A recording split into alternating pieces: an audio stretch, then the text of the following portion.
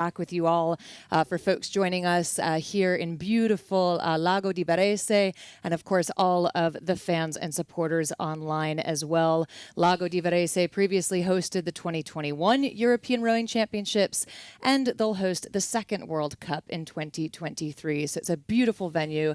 And good afternoon to you, Andrea. Happy to be here with Team North America. It's 31 degrees outside and slightly cooler, but those athletes will probably have been using their cooling strategies, ice cubes stuffed down your socks, cooling tubs afterwards, and here they come, just approaching the 1,000-meter mark. The local Italian fans will be thrilled, as will Luca, I'm sure, to know that Italy continuing to hold on to the lead. This Italian combination of Mathilde Beresin and Josephine De Belle holding on about a length or so open water over the rest of the field.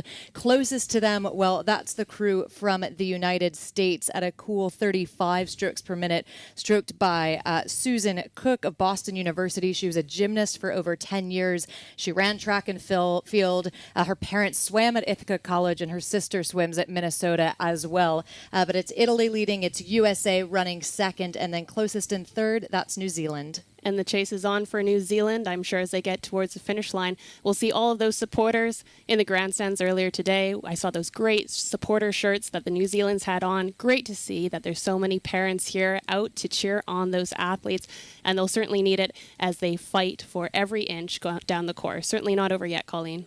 Yeah, the three that are looking really good to advance on to semifinal A, B out in front. Once again, that's Italy, the United States running second, closest to the Italians, and then over to New Zealand. Then it is back to Chinese Taipei and the crew from Egypt. Tim, they're moving through the third quarter of the race, and a very good afternoon to you. Delighted to be back. Yeah, thank you so much, Colleen, and it's good to be back here at the Under-23 World Championships, and we're just loving it here at our position at 1500. Seeing the athletes coming down the course is absolutely stellar. And the view is so nice from our position. We have the mountains in the backside, but more closer to us and coming very quickly towards us are those crews in the first rep of the women's double, with Italy, I think, in the lead still, followed by USA half a length down, and sandwiched in between those two crews we find the women's double from New Zealand. Those two athletes making their debut here, and they are having a fantastic row in third position, and it's clear water back to Chinese Taipei and Egypt racing in the outer lanes. But yeah, the race up front, Italy leading by half a length over the USA. Un buon pomeriggio a tutti dalla postazione ai 1500 metri. Apriamo subito con una gara velocissima, questa del doppio Under 23 femminile, il primo recupero che vede protagonista l'Italia. Dopo essere rimasta in sordina nelle batterie, l'Italia è pronta al riscatto per andare a centrare la semifinale A e B.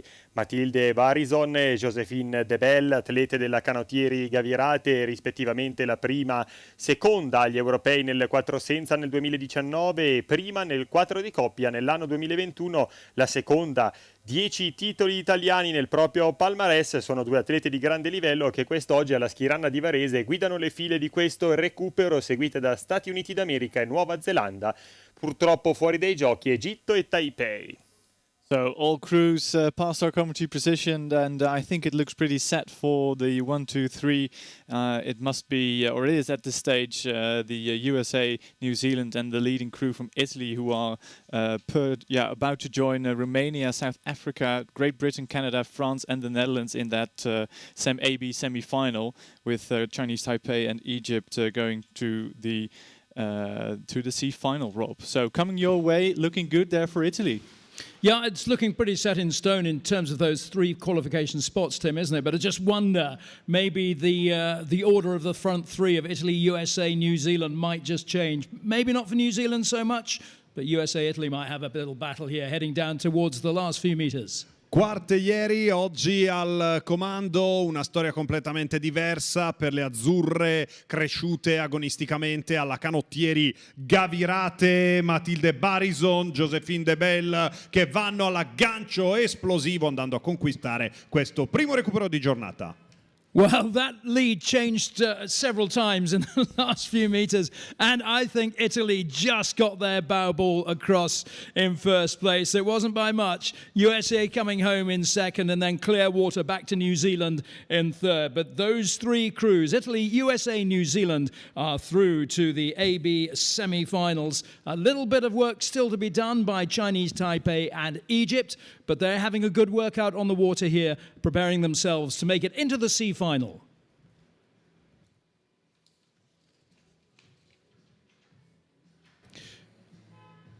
On to Rep 2 of the women's double sculls. In lane 1, Denmark. Lane 2, Lithuania. Switzerland take up lane 3 alongside Hungary in lane 4. Latvia in lane 5.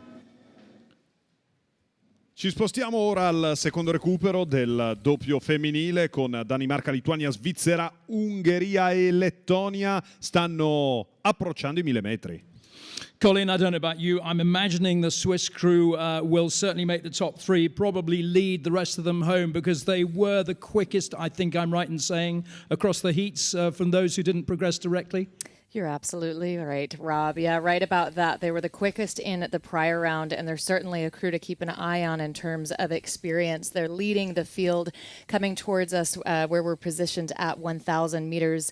Olivia Negrinati, her experience dates back to her junior years, her international debut back in 2016, where she finished in the B final of the junior women's quad. Talia Amuda, Ireland, has great pedigree as well. She took a gold in the junior women's quad last year at the 2021 Junior World Championships. And as they cross just shy of that halfway point, Andrea, they're looking really smooth. Yeah, still all to play for here in Lithuania. We can see this crew has been together since April, but this is their first race together. So learning on the fly here. Raminta Morkanaite and Ugna Jusanaite looking great across the finish line. And in Latvia, we do have a girl after my own heart, 6'1". Sometimes in these double sculls, we see a smaller stature. But as someone who's 6'1" and rode a double quite often, nice to see a tall girl. Yeah, fantastic to see that height. It's certainly giving them good leverage, isn't it? We're now well into the third quarter, and what can we say about the story of the race? Well, as Rob told us, Switzerland is one to keep an eye on, and certainly in the second half of this 2,000-meter race, that holds true. Switzerland first to the 500-meter mark, first to the 1,000.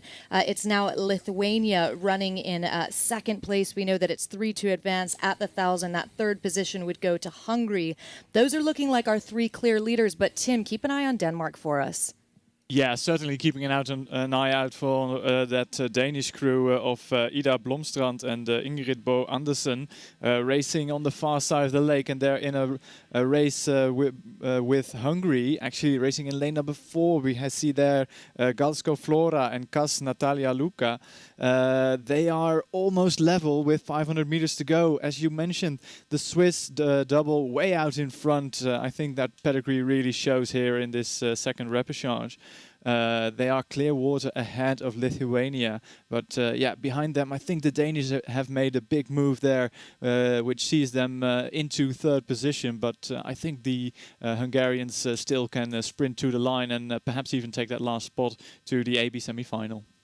Secondo recupero del doppio Under 23 femminile che vede la Svizzera fare l'andatura in scioltezza con Olivia Negrinotti, che ha già una grande esperienza internazionale tra gli junior, un equipaggio che ha totalizzato il quarto miglior tempo all'interno delle batterie di qualificazione.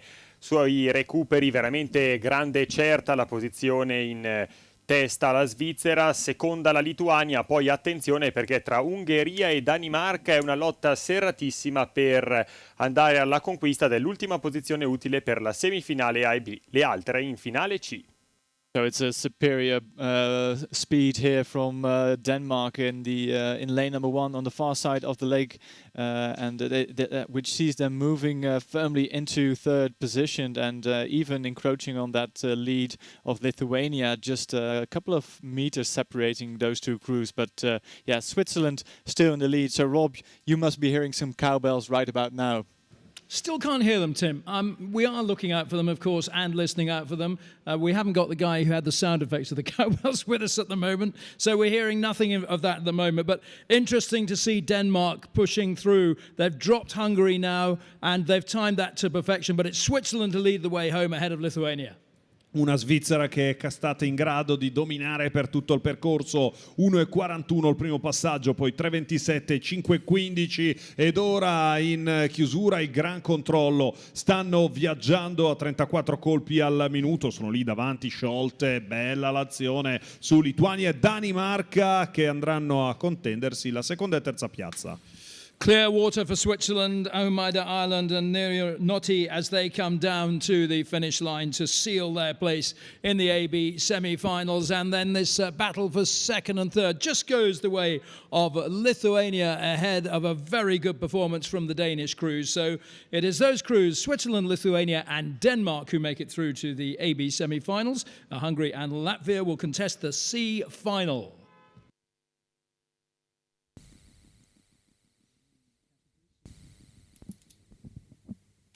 We now move on to the reps of the under-23 men's double sculls. Cambiamo ora specialità, ci spostiamo al primo recupero del doppio maschile. The lineup is Japan in lane 1, Great Britain in 2, Australia in 3, Italy, the host nation, in 4, Greece and Chinese Taipei are in lane 5. They're at 1,000 meters. And what are they doing, Colleen? Yeah, they're at 1,000 meters, and what they're doing is full-blown racing. It's a thrill to watch. We understand that Japan had to withdraw for medical reasons, so we wish them the very best. But you'll see this 5-boat race come down now. So at the moment, it is GB leading with a really close Australia. Then it's Italy, Greece, and Chinese Taipei. Really impressed by the composure in that Australian crew.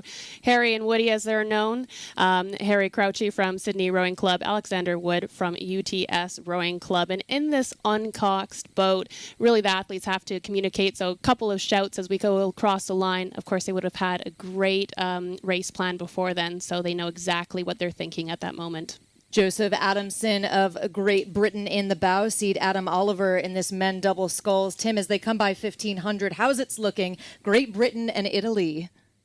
Yeah, Italy making a big move here, which sees them draw level with Great Britain, with Adamson and Oliver from Newcastle Uni and Tideway Scullers.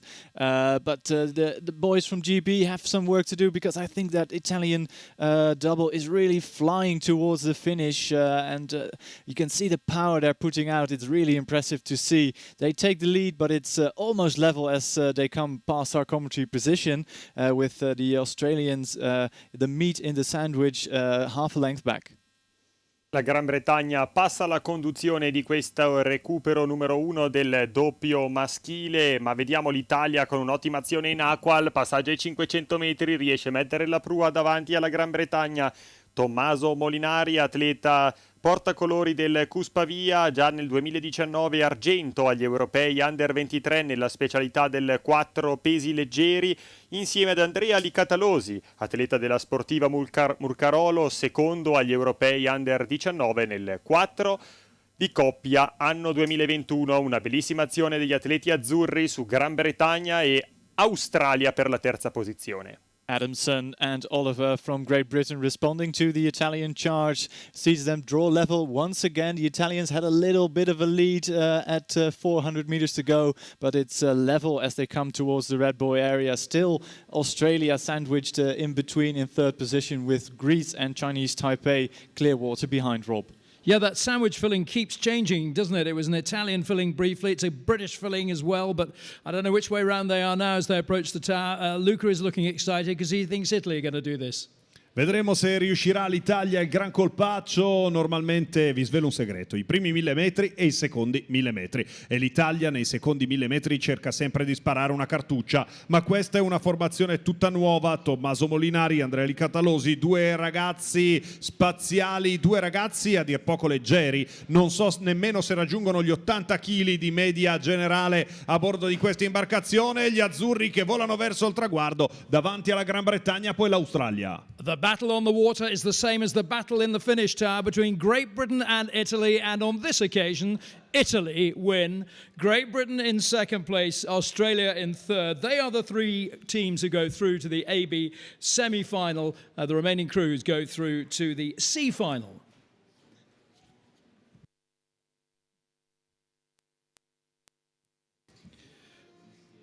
Repechage number 2 of the men's double sculls has the USA in 1, Uruguay in 2, Croatia in 3, Czech Republic 4, Canada lane 5, Norway lane 6. They're heading straight towards you, Colleen. It's an absolute sight to behold, Rob. They are headed straight towards us, and it's 6 boats in contention for 3 spots as they approach that halfway point. Perhaps the Norwegians, the only crew slightly off the pace. Up at the top of the field, well, the Americans were leading at the 500 point. As they come through the 1,000, they've slipped into what looks like third. It's Uruguay holding first, and Canada in that second place position. But Andrea, it's so close. Lots can change in the third quarter. So close, and we could see this couple of pushes there at the 1,000 meter in that Canadian crew. Michael and Andrew, typically competitors from Brock and Queen's University, and they've come together for this opportunity to represent their country, put that maple leaf on their blade. Uruguay holding on to that first place position at 35 strokes per minute.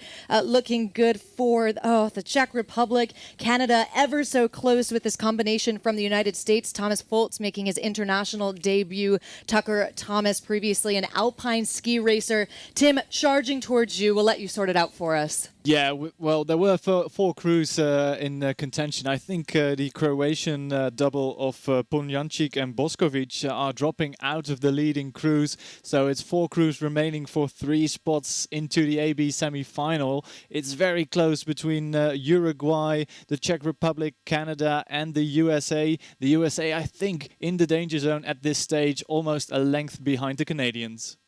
Un recupero tiratissimo questo secondo del doppio Under 23 maschile, con 4 equipaggi tutti sulla stessa linea a contendersi le 3 uniche posizioni utili per il passaggio del turno alla semifinale.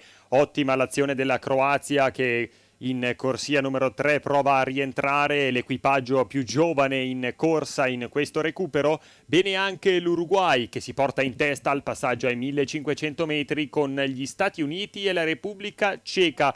Paga un po' lo scotto la Croazia, vedremo sul traguardo chi riuscirà ad avere la meglio. Oh, wow, this is great to see the Croatians trying to get back in contention with Uruguay still leading. As it's very close, and I think the field is closing up as they come towards the finish line. It's going to be a nail-biter for finish compared to the previous one. We still have 4 crews in for a chance of a place into the AB semi-final. It's Uruguay, Croatia, the Czech Republic still in it, Canada still there. America, the USFA dropping back slightly, as is the crew from Norway. So we look towards the center lanes, Rob. Is it going to be? Yeah, maybe Canada, Czech Republic, Uruguay have just timed this absolutely perfectly. The battle was still on, wasn't it? You felt for USA and Croatia, but they may just have fallen too far back now. Se volevate vedere una gara tutti sulla stessa linea, questo è il momento giusto. Guardate che spettacolo, è la gara nella vita, o dentro o fuori. Continua la corsa mondiale oppure vai a casa. La Croazia cerca in tutti i modi di risalire, pensate, dal quinto al primo posto, ma all'esterno non ci sta l'Uruguay, rinviene fortissimo anche il Canada con la Repubblica Ceca. Sono 4 nazioni per 3 piazze, quelle decisive. Well, what a finish we've got here. Uruguay are coming through to take first place, but it's desperately close. This worthy of an A final if ever there was one. Lanes 3 and 4 crossing the line together for second and third. So that's Croatia and the Czech Republic. They get the first 3 places along with Uruguay. The USA just missing out along with Croatia and Norway. They will go through to the first final. But just to confirm, Uruguay, Czech Republic and it is Croatia who go through to the AB semi-final.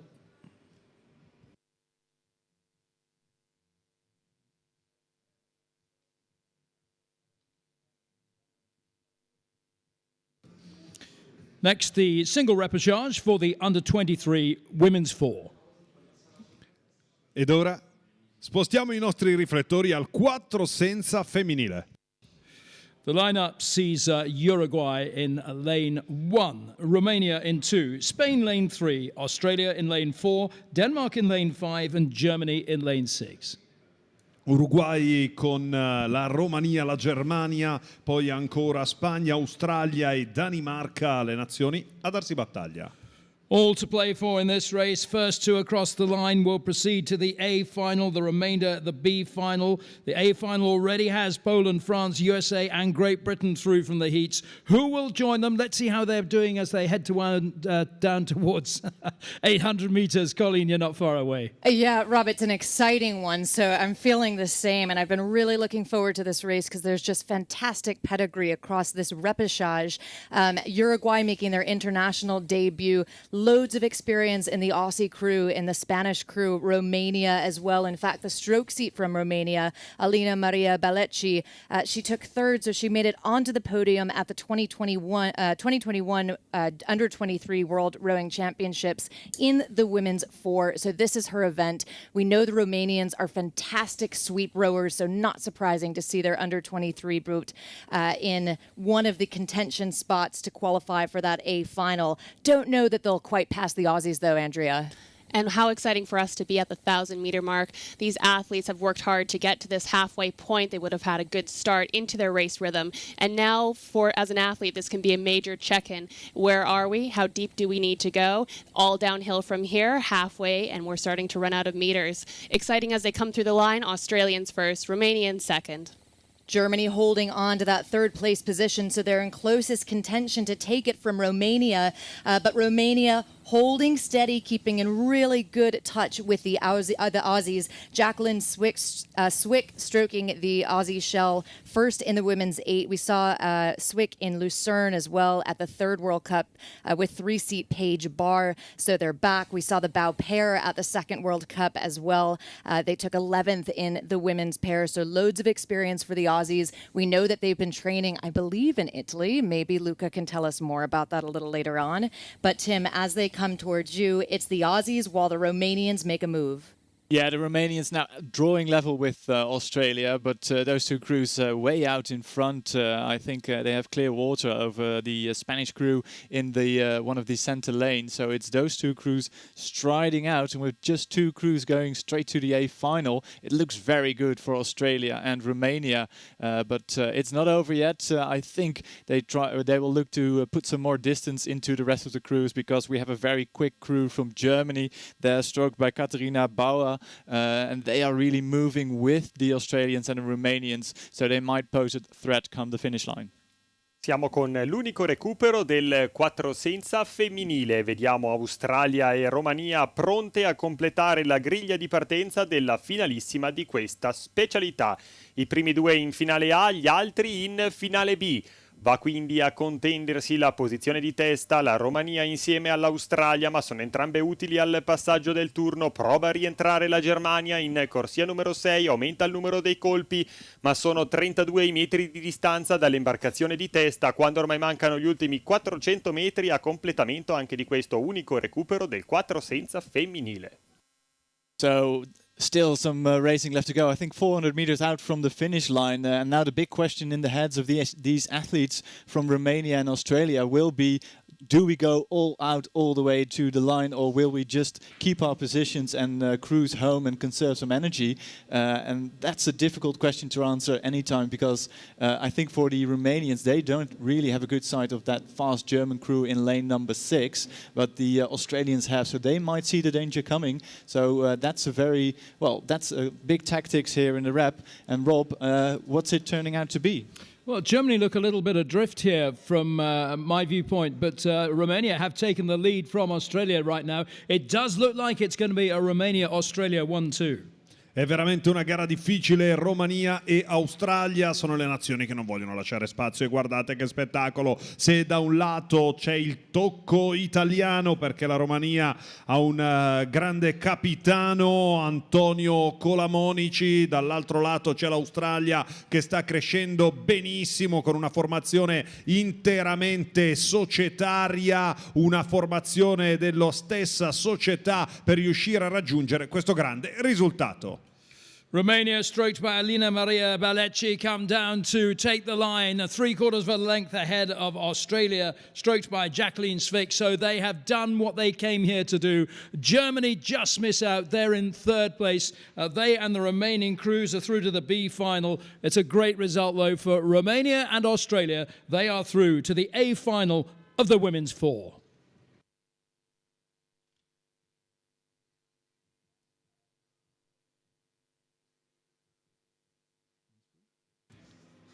Next on the course, the repechage of the men's 4. Ed ora abbiamo il 4 senza maschile, ovviamente un altro recupero. This is the lineup in repechage 1, Netherlands in lane 1, Germany in lane 2, Ireland in lane 3. In lane 4, it's our hosts, Italy, and lane 5, Egypt. Olanda, Germania, Irlanda, Italia ed Egitto. Attenzione perché gli azzurri dovranno chiudere in una delle prime 2 posizioni per riuscire a passare il turno. So it's another contest where the first 2 across the line will go through into the A final of the men's 4. So much to play for. Any sign of who the leading pack is right now, Colleen? Yeah, Luca will be happy, as will the Italian fans in the grandstand. Attenzione, as he would say, because Italy charging down the course at 40 strokes per minute, approaching the halfway point. So they've held a really aggressive stroke rate. They've been able to maintain that, and it's given them the speed that they need to be out ahead. As you say, it's 2 to advance to the A final. So much on the line, so much emotion in these repechage. Continues to be Italy, stroked by Alessandro Bonamonetta in the stroke seat, throwing down that rhythm that I mentioned. Ireland holding on to that second qualifying position, and a close Germany, Andrea, overlapped with Ireland. Yes, and you can see the athletes straining through the 1,000 meter. It's amazing to me how they're doing this maximal effort, pushing as hard as they can, and yet they make it look absolutely effortless, getting that speed through relaxation. It's just a perfect balance of raw power and meets poise, don't you think? Yeah, absolutely. And we see that certainly in the Italian shell up at the front, moving well through the third quarter. Continues to be Italy, Ireland holding on to that second qualifying position. Germany maybe starting to lose it. And Tim, as they come towards you, it's a bit of heartbreak, isn't it? Because it's the last chance to get into the A final. Yeah, it's like the final straw for these athletes to, well, they have this one chance. Like, if you don't, you can be unlucky and just have a bad heat, and this is the chance to make amends and get into the A final. But yeah, this quality Italian crew out in front, as you say, hammering along, 39 strokes a minute there being set by Bonamonetta. It's flying towards us here at the 1500, and the green vests of the crew from Ireland moving with the blue vests of Italy, and the Germans having the work to do to get back in contention. Otherwise, they will be relegated to the B final. There's still overlap between Ireland and Germany, and that German crew with Ryan Smith, who finished 5th in this event last year. So he has some experience racing the men's 4, but they'll have to start sprinting early, because I think Ireland are about to break clear water over Germany. Il capovoga italiano Alessandro Bonamonetta batte 40 colpi al minuto, risulta essere il passo più veloce ai 1500 metri del percorso, quello degli azzurri, insieme a Davide Verità, Edoardo Caramaschi e Davide Comini, pronto a scrivere un'altra pagina di storia a questo equipaggio del 4 senza maschile, che insieme all'Irlanda è pronta a volare verso il passaggio diretto alla finale A. Attenzione anche al possibile attacco della Germania, ma iniziano a essere ben delineate le posizioni, con sempre l'Italia al comando. So the Italians still in the lead, but Ireland upping their game. 41 strokes a minute sees them back into within half a length of the Italians. Germany at 40, but not really making any impact as they come to the Red Bull area. Rob, I think this is race over, done and dusted. Well, it's looking terrific for the two eyes, isn't it? Italy and Ireland. They've been so impressive here in the heats, and they're looking impressive again in the repechage. Italy and Ireland have almost got this wrapped up. Una gara spaziale, una gara che sorride agli azzurri, gli azzurri che tornano in corsa. Davide Comini, Edoardo Caramaschi, Davide Verità e Alessandro Bonamonetta che cercano di fare la differenza. All'esterno l'Irlanda diventa pericolosissima, ma gli azzurri staccano il cervello grazie al sostegno di casa e volano a vincere. You can guess it's Italy who are just coming across the line to take it ahead of Ireland in second by nearly half a length. Great race from both those teams. Germany miss out. They come home in third place. Terrific performance from Italy. Terrific performance from Ireland. And they will join Great Britain and New Zealand in the final with 2 more places up for grabs in the next repechage.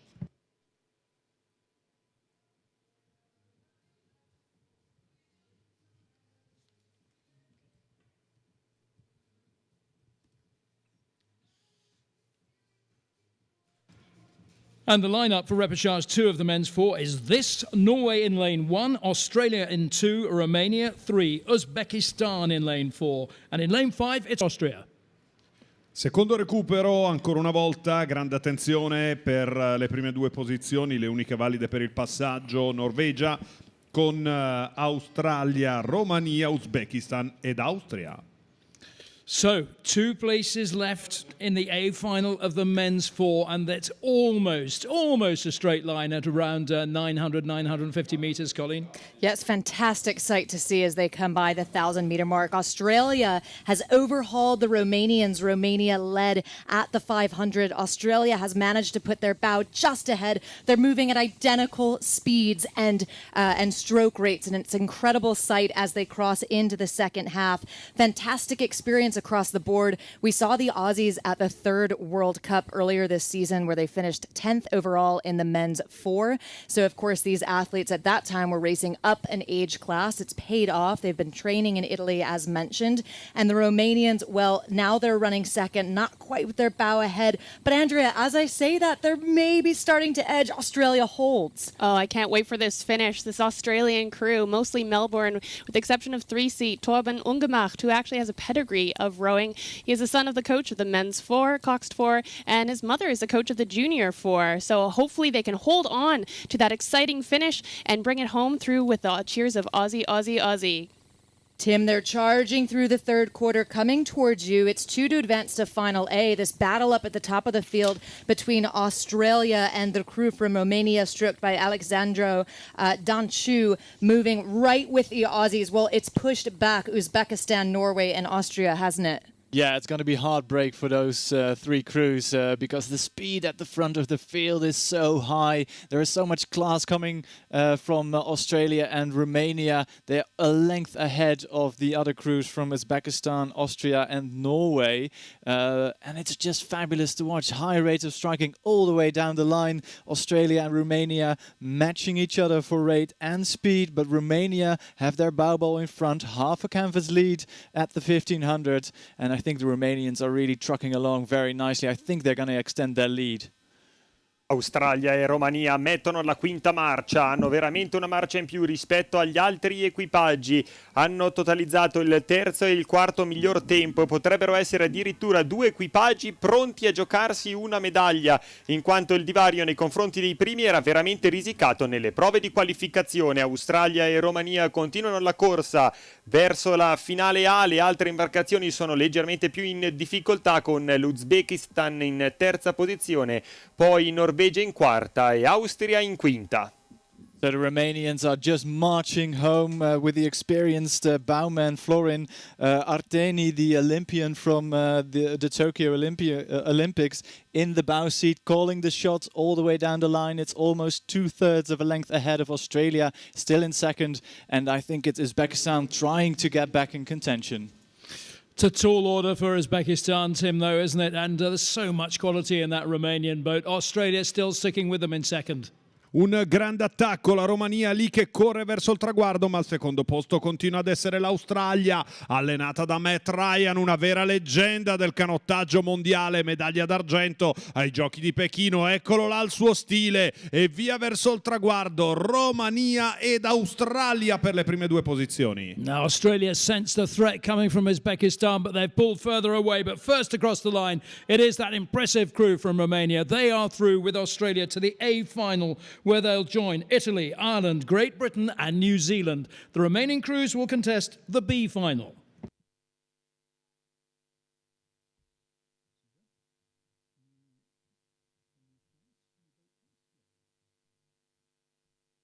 Next on the course is the first rep of the lightweight women's double sculls. sculls.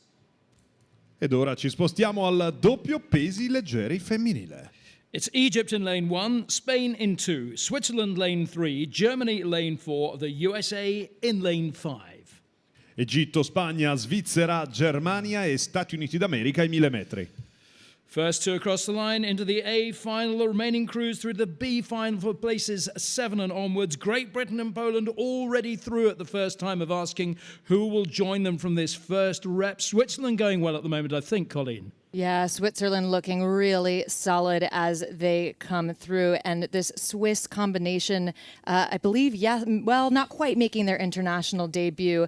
We have seen the bow seat in the Swiss shell Margot Aurel earlier in her junior years, but it's certainly a new combination. They're making this rhythm work really well for them in this repechage. As you rightly say, 2 to advance on to the A final. And it's the Swiss combination, Marion Hayager and Margot Aurel, holding the lead as they come just shy of the 1,000-meter mark. Yes, the double's gliding towards us now. Those oars are just under 3 meters long. The athletes are compressing into the front, placing those blades as far as they can behind them, exploding off the foot stretcher, past the blade, and they make it look so effortlessly easy. Through the finish line first, we have the Swiss, but the race is on for second and third. The Swiss coming through, the German combination in the stroke seat, Leah Schneider, and in the bow seat, Icy Gundes, holding on to that second qualifying position. Those two really starting to push away the rest of the field. The Spanish combination in closest contention, that's Carlotto Gonzalez Gil in the stroke seat and Nira Lagos Cobas in the bow for Spain. Switzerland, though, no doubt about it, a long 35 and 34 strokes per minute, among the quickest moving boats on the course. Germany running with them, making sure they can hold on to that spot. Then it's over to Spain, as mentioned, back to the United States. Ruthie Lacey in the bow, Ruth Ruskowicz, retired ice hockey player, Brooke Ruskowicz, Olympic weightlifting national qualifier. Tim, it is so fascinating to me to see how many of these athletes have done or do multiple sports. Yeah, and most of these athletes also combining them with a full program of at the universities. So student athletes competing here at the under-23s, and I always find that so impressive, as well as multiple talented athletes that are talented in multiple sports, and it's so impressive to see what these athletes can do. Sometimes with minimum preparation, some people just jump in the rowing boat at age 23, 24, and then they can even reach the Olympics, as an example of which is sitting right beside you, Colleen. But back to the racing, we have still Switzerland out in front and Germany still in second, and I think Germany is 3/4 of a length back to Switzerland, so that the leading two settled there, and it's clear water back to the crew from Spain, with Mexico and the USA clear water back from the front three. But it's looking good for Switzerland and Germany. È la debuttante accoppiata svizzera a guidare il gruppo del primo recupero del doppio femminile pesi leggeri, con la Germania in seconda posizione che cerca il rientro nella posizione di testa. Vedremo se sul traguardo riusciranno Svizzera e Germania a raggiungere la Gran Bretagna e la Polonia nella finale A, e quali equipaggi dovranno invece accontentarsi di presentarsi ai nastri di partenza per la finale B. So the final couple hundred meters sees the Swiss crew moving out even further from that German double, with Spain still going at it at 36 strokes a minute. So they're not really giving up, but they are perhaps too far back, Rob, to get a chance in the A final. It's great that they're not giving up, Tim, but I think you're right. I think they've been dropped by Germany now. It's going to be Germany and Switzerland heading down towards the line, and I think Switzerland might think that they've got hold of this. Davvero un vantaggio incredibile, con una Germania che nella seconda frazione di gara è stata sicuramente superiore. Un sorpasso importante, un sorpasso che dà anche fiducia a questa formazione, che di fatto può guardare lontano insieme alla Svizzera. Due nazioni strapotenti, l'hanno dimostrato anche nelle qualifiche, ma oggi nel recupero vanno a mettere la ciliegina sulla torta. Quindi Svizzera e Germania, tutte le altre invece finiranno in finale B. They look so smooth, these two crews, as they come down to the finish line. And Switzerland absolutely clear in that first place. They take it by 2 lengths ahead of Germany in lane 4. Switzerland and Germany through to the A final, where they'll meet Great Britain and Poland, and the 2 winning crews from the next repechage as the remaining teams, Spain, USA and Egypt, come through to take their places in the B final.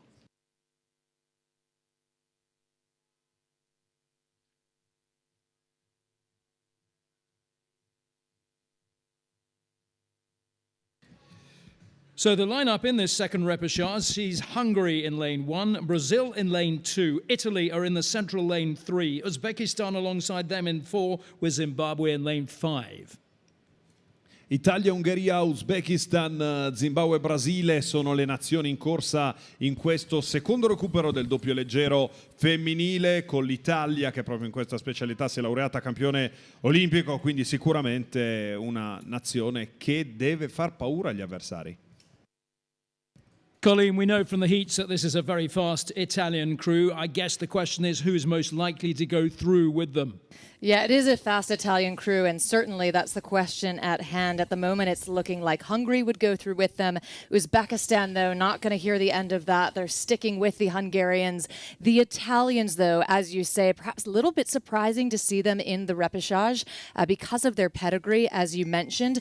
I think it speaks to the depth of the field. It's just such a competitive lightweight women's doubles field all across.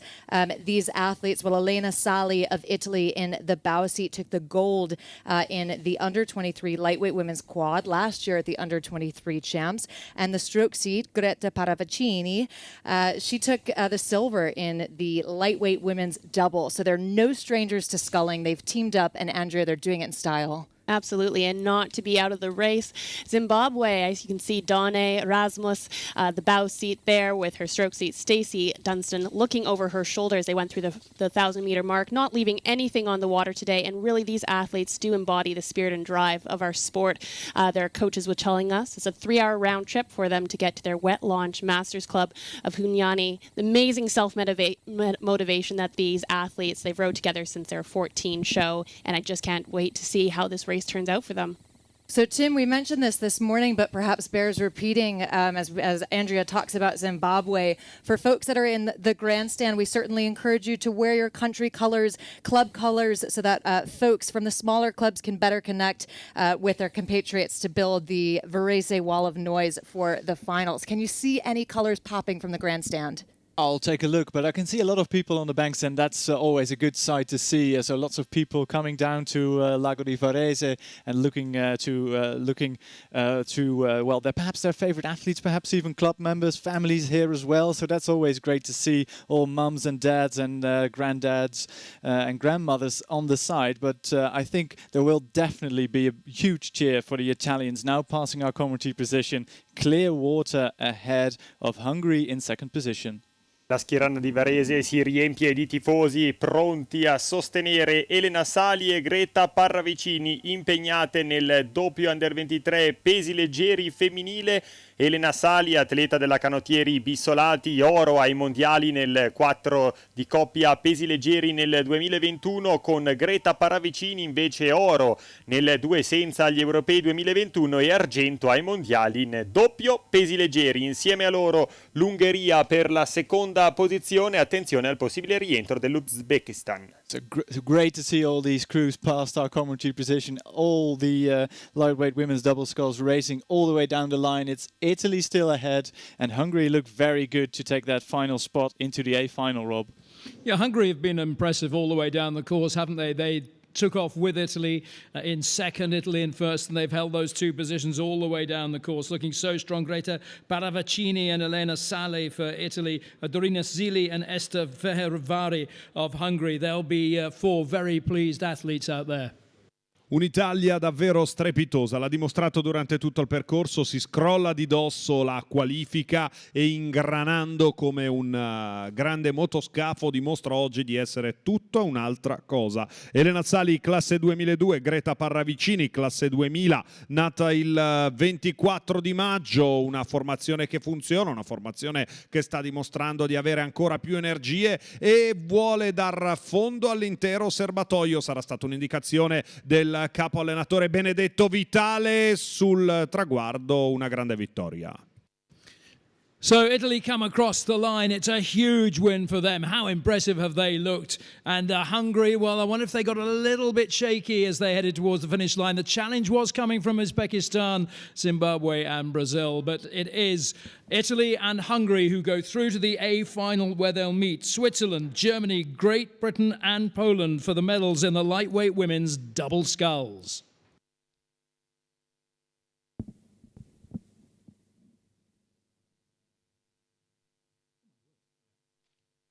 We now have the repechage in the men's quads with Mexico, Romania, Netherlands, Lithuania and Spain herring down the course, Colleen. They are. They're charging, and I love watching the Dutch scull. At the moment, they're leading the field by about one length. Their closest competitor, well, it's the Lithuanians, two of whom we saw last year at the 2021 World Rowing Championships in the men's quad. Kel Milbs in the stroke seat and Mararoka in the bow seat. Well, it's 3 to go on, and Andrea, it's looking pretty good for, well, Spain or Romania, your pick. Absolutely. I think these athletes seem like they're really leaving it all on the water. The benefit of a rep is that you can really take it as an opportunity to get it right, to really execute a new race plan and improve with the nerves of the heat having dissipated. But reality sets in around this 1,000-meter mark that only 3 athletes are getting through, 2 to Final C. Pablo Moreno in the Spanish crew feels the threat of the Romanian crew right on his tail. Costi Daniel Niego of Romania in the stroke seat. Romania 37, Spain 38. Tim, they're charging towards you, and they're nearly level, Romania and Spain for third. Yeah, and don't forget that crew from Lithuania is also, well, just a couple of meters in front of those two crews from Romania and Spain, with the Dutch leading, the Dutch racing all from the same club in the Netherlands. Neerhuis, coached by former Skadi rower Thijs van Luik. They are a length ahead of the crew from Lithuania. And then, as you mentioned, very closely followed by both Spain and Romania. I think Romania just about ahead of the Spanish, but it's bowball for bowball, going stroke for stroke all the way down the line. No, none of these crews can relax and cruise down to the line. Siamo con il primo recupero del 4 di coppia maschile, che vede ancora una volta i colori dell'Olanda condurre. Olanda che in questa specialità è veramente molto agguerrita, detentrice del titolo olimpico. L'Olanda in questa specialità che insieme a Romania, Lituania e Spagna sta lottando per andare alla conquista della semifinale A e B. Solamente il Messico in questo momento risulta essere fuori dai giochi, mentre tutte le altre 4 imbarcazioni potrebbero ancora dire la loro per il passaggio del turno. So just a couple of 100 meters left to go. The Dutch at 39 strokes a minute, still leading. Lithuania at 40, Spain already at 41. But watch that very fast crew from Romania.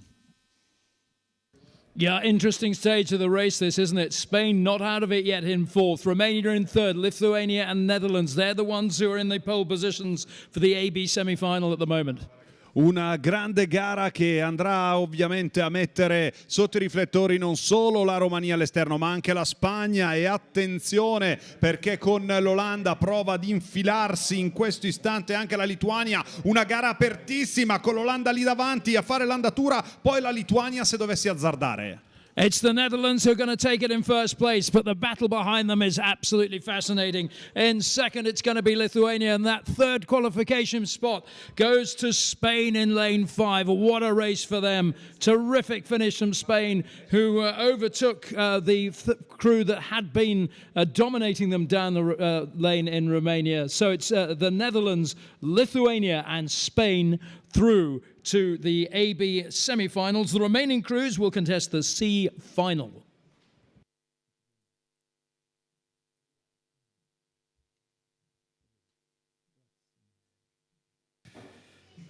Second repechage of the men's quad sculls. Australia in lane 1, Chile in lane 2, Poland in 3. In lane 4 it's the USA, lane 5 Ukraine. Secondo recupero del 4 di coppia dopo il sorpasso della Spagna sulla Romania che ha strappato il terzo posto, ultimo valido per il passaggio. Ora storia diversa con Australia, poi ancora il Cile, Polonia, Stati Uniti e Ucraina. Well, Spain showed us in that previous repechage that the race is never over till it's over. So if you're still in with the hunt in fourth place, you still want to get into the top 3, there's every chance you might still be able to do it. But at what stage are we at the moment? It all looks too close to call at around 800 meters, Colleen. Yeah, every stage is important, as you say, and where we're at now, well, we're closing in, not quite at halfway, but about 20 strokes or so from it, and the Aussies are leading. So the Chileans had a fabulous start. They've slipped back into third at the 500-meter mark, and it's so tightly packed between all of these crews. The Aussies lead at the moment. Running second, well, it's the Chileans. Ukraine running right with them in this Ukrainian combination. Vladislav Loman in the stroke seat, Jan Kamenov in the 3 seat, Maximilian Malish in the 2, and Alexander Melashenko in the bow seat. We saw at the second World Cup, Andrea, where they raced up a boat class, which pays off, I think, at the under-23s. Oh my goodness, I wish you could be here at the 1,000 meters, seeing them come neck and neck across the line. This is the type of racing that you live for as an athlete. Blades on either side, hearing the calls from bow seat. This Chilean crew has a fair amount of experience, Colleen. They've been training together and with their single sculler, Noel Reyes Centeno, who we'll see as our last race at the quarterfinal, 16:20 today, has been jumping in to train. But my goodness, it's changing by the minute. What does it look like now? Yeah, so the Australians holding on to that first place qualifying position. Chile, Poland tied for second. Then it's back to the USA. The Aussies, though, charging towards you, Tim. If anyone knows in Italy where they've been training, please tweet us at World Rowing. I would love to know, but I do know they've been working hard this spring, and it's paying off. Yeah, it almost looks like that home water advantage the Italians are having as well, with Australia in the lead, but not by much. There's precious little between these two crews. Chile just 3 meters back, but the Polish now coming to the front of the field, level with Australia, and the US only a couple of meters behind, only Ukraine slipping back slightly, but 4 crews fighting for those 3 spots into the AB semi-finals. Una batteria a cui tutti vorremmo assistere, un recupero interessantissimo questo, secondo del 4 maschile che vede 5 imbarcazioni tutti sulla stessa linea. Pensate al passaggio ai 1000 metri, in un secondo c'erano tutte e 5 le barche. Vediamo l'Australia che cerca di allungare, ma la Polonia passa in questo momento in vantaggio, tallonata dagli Stati Uniti con il Cile. Sembra perdere un po' di terreno invece l'Ucraina in corsia numero 5 quando mancano gli ultimi 400 metri e tutto è ancora da vedere. Ukraine currently the 5th place crew in this heat, but just a length behind all the other crews. It's too close to pick your winner, let alone tell the 1, 2, 3. But it's Poland now moving to the front of the field. Australia in second position, fighting it stroke for stroke with the Czech Republic right beside him. It's going down to the wire in this repechage of the men's quadruple sculls. Rob, it's a fantastic repechage, wouldn't you say so? Oh, I totally would. I mean, it's just the kind of race you want to be watching as a spectator. It's been like this all the way down the course. It's been so close, so tight, very little to separate these crews, and we still haven't got a clue as to how it's going to finish. Una gara velocissima, una di quelle gare che potrebbe strizzare l'occhio al più veloce, ossia gli Stati Uniti, ma attenzione perché all'esterno l'Australia sta cambiando marcia, ma al centro sono pericolose. Polonia che prova a rinvenire, quindi grande chance di successo per tutte queste 4 formazioni, 4 per 3 posti. Australia have really pushed ahead on the far side. I think they're going to take first place. It's going to be Australia who take first, or it could have been Poland. I think Poland regained it from Australia with Chile in second. Either way, it looks like a Poland-Australia-Chile finish in terms of those AB semi-final spots. Just waiting for absolute confirmation of that. If that is the case, it means that USA and Ukraine just miss out, and it'll be a C final for them. It's taking a while to come up onto the screen, but Luca can confirm it for us perhaps as soon as it does. Ovviamente siamo in attesa del photo finish. As I was saying, it's just a matter of a photo finish. Was a really tight race. And in the end, we've got the official results. Poland, Chile, and the United States of America. Australia's third.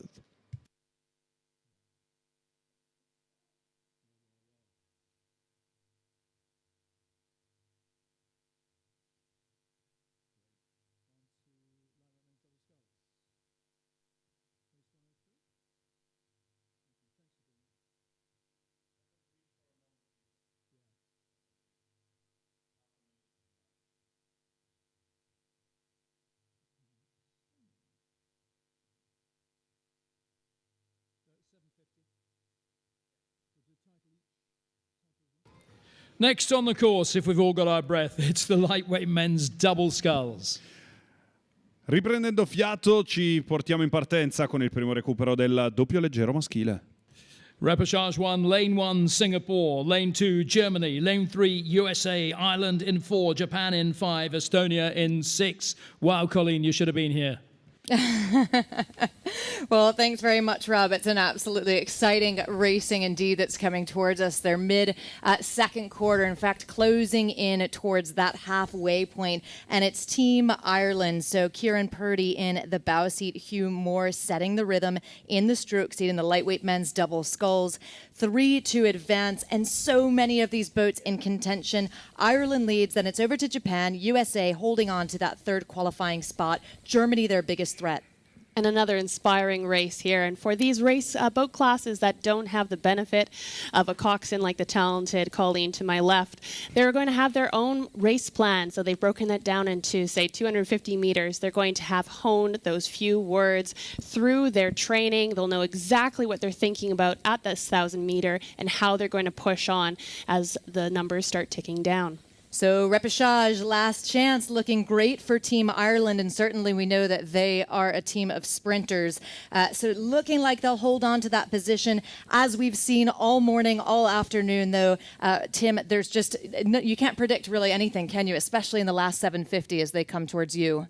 No, I wouldn't say so, and especially in the lightweight men's double sculls, we can see some great turn of speeds at the finish.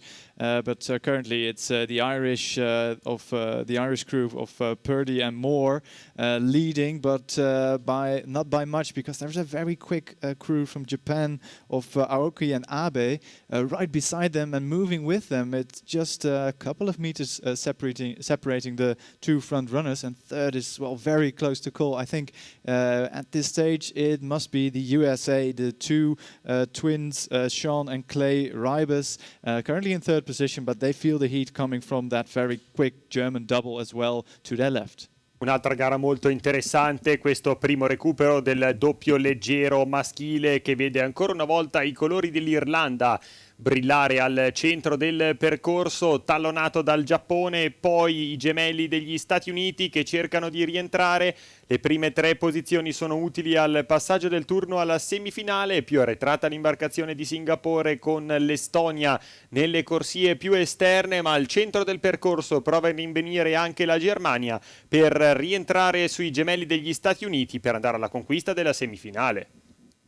I think the Americans just went for a change of gear there, just past the 1500 meter mark, and that may pose a threat to the crew from Japan racing in lane number 5. But the Irish still out in front. Great to see their colours at the front of the field, and in this lightweight men's double, Ireland as a nation, of course, has great pedigree. But I think these younger athletes are really taking this repechage to hone their skills and refine their race plan, because the Irish look fantastic out in front, and I think the Japanese have seen the threat coming from the Americans and moved up with the Irish. Yeah, I second what you're saying, Tim, about Ireland. I think every boat I've seen here this week has been so impressive. It's great to see Ireland doing so well, and they're leading the way here ahead of Japan and the USA.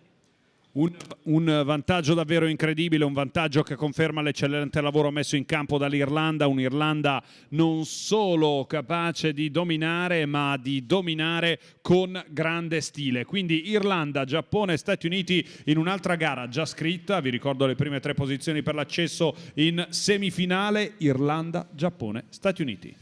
It's going to be Ireland. They're going to take it by clear water ahead of the crew in lane number 3, and that is the USA. It's going to be the USA in second by half a length ahead of Japan in lane 5. Great race from all of them as the final 2 crews come through. In lane 6, Estonia, and out there in lane number 2, Germany. But what a superb race of the highest quality all the way down the course. But it's Ireland, it's the USA and Japan who go through to the AB semi-finals of the lightweight men's double sculls.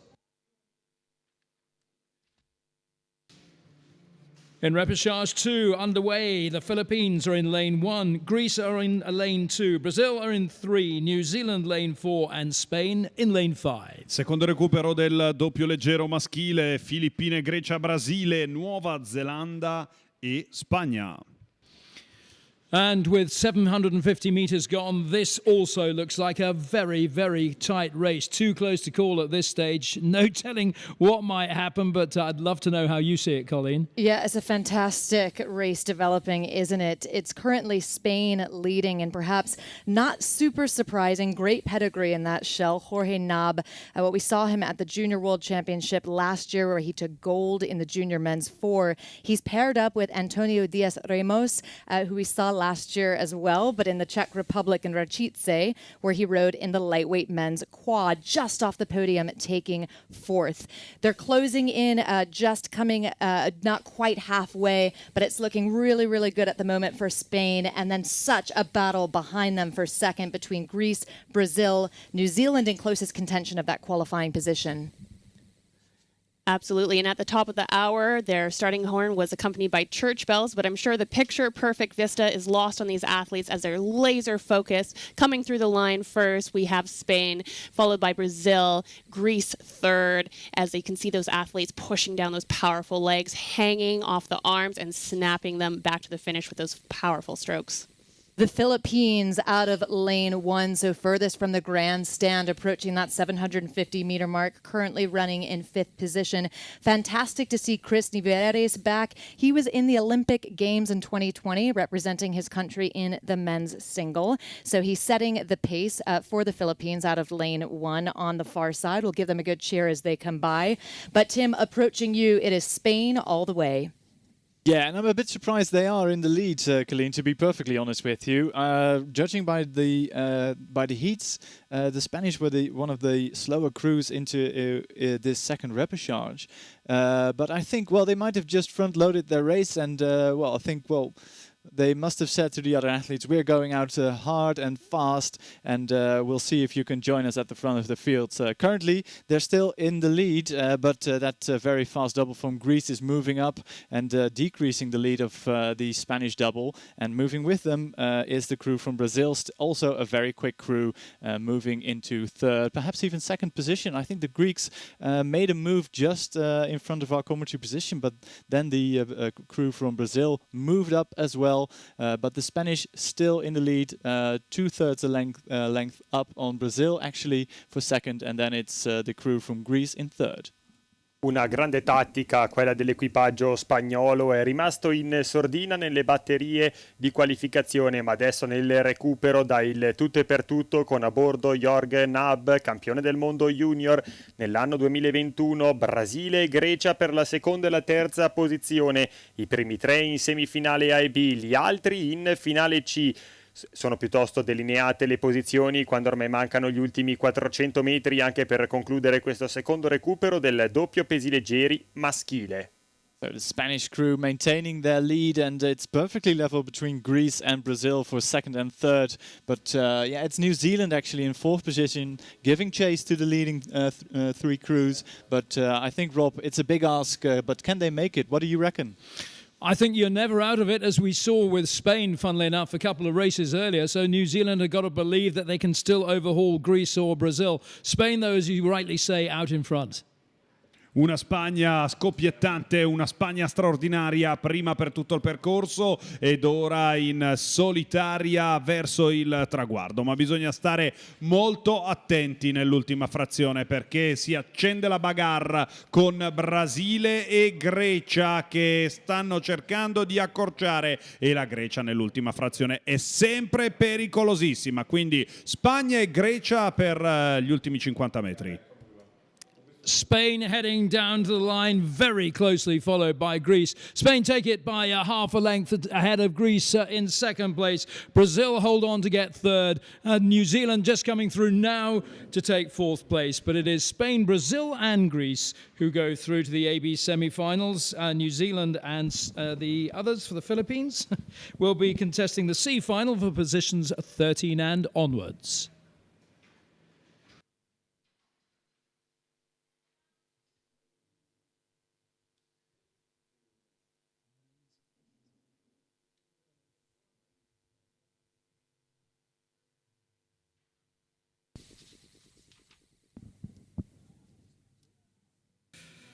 Next, the first of two repechage in the men's 8. Ed ora è il momento di spostarci ad una delle specialità più spettacolari, il recupero del lotto maschile. The lineup has France in lane 1, Canada in 2, Italy lane 3, Germany in lane 4, Romania in lane 5.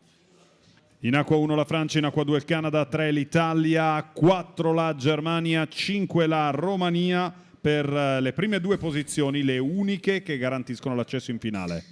A place in the final for first and second. Colleen, over to you.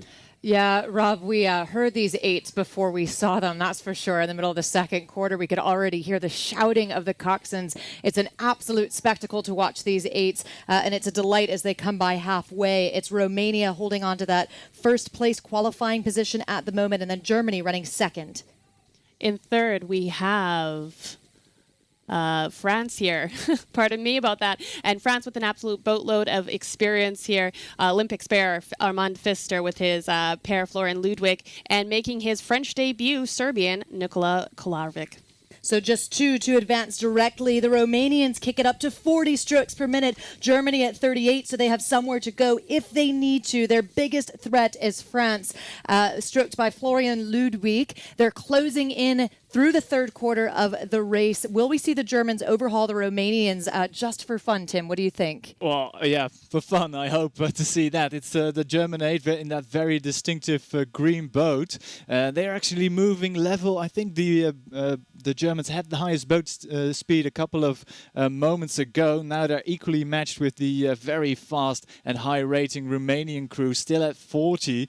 But watch that French crew on the far side, because they are really making an effort to get into one of those two spots straight to the A final to join Australia and Great Britain. But at 1500, 500 meters left to go, it's still Romania, a quarter of a length over Germany, and then it's 2/3 of a length back to France, and then it's very close between the Canadian crew and the Italians. Le ammiraglie continuano la corsa del primo recupero con i colori della Romania che conducono sulla Germania. L'Italia scivola in quarta posizione e cerca sicuramente di rientrare sulle imbarcazioni di testa, ma saranno solamente i primi due pronti a qualificarsi direttamente per la finale A. Vediamo bene la Romania che aumenta il numero dei colpi per rimanere in testa, tallonata dalla Germania, quando ormai mancano gli ultimi 350 metri di gara. So Germany really turning up the power here. They move alongside and perhaps even in front of Romania with 250 meters left to go, Rob. Fantastic race by the young Germans there. Fabulous race by them both. France have got a bit of work to do. Not out of it yet, though. It's Romania and Germany in the A final slots at the moment. La Romania da un lato, dall'altro la Germania fanno bollire l'acqua, pronta per calare la pasta qui alla Schiranna. Guardate che spettacolo, la Germania in grande stile sulla Romania al comando di questo recupero maschile. Germany in their familiar green shell coming down to take first place. A terrific effort from them. A terrific effort from Romania, who takes second place. Germany and Romania are through to the A final of the men's 8, where they'll join Australia and Great Britain, and first and second place from the next repechage. France just missing out along with Italy and Canada, who will contest the B final.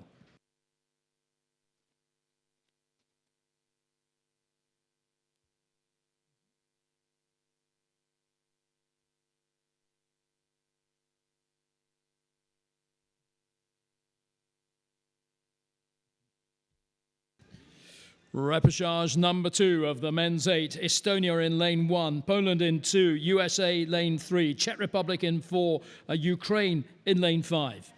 Secondo recupero dell'8 maschile, alle spalle l'eccellente performance della Germania con la Romania, ora i riflettori su Estonia, Polonia, Stati Uniti, Repubblica Ceca e Ucraina.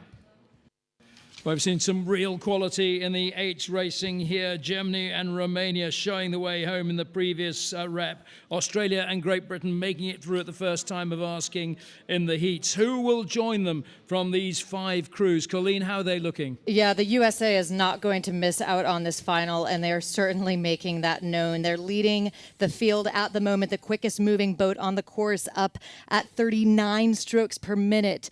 Coxed by Jack DiGiovanni and William Legenzowski in the stroke seat, throwing down that rhythm. The USA, folks will remember last year, they fell to Great Britain in the final by just 0.2 of a second to take silver. They have 1 athlete returning from that crew. Otherwise, it's a new combination. The USA out ahead, Poland running second for that second qualifying spot. All the athletes putting their blades in so precisely, despite that going the speed of gravity, about 10 meters per second.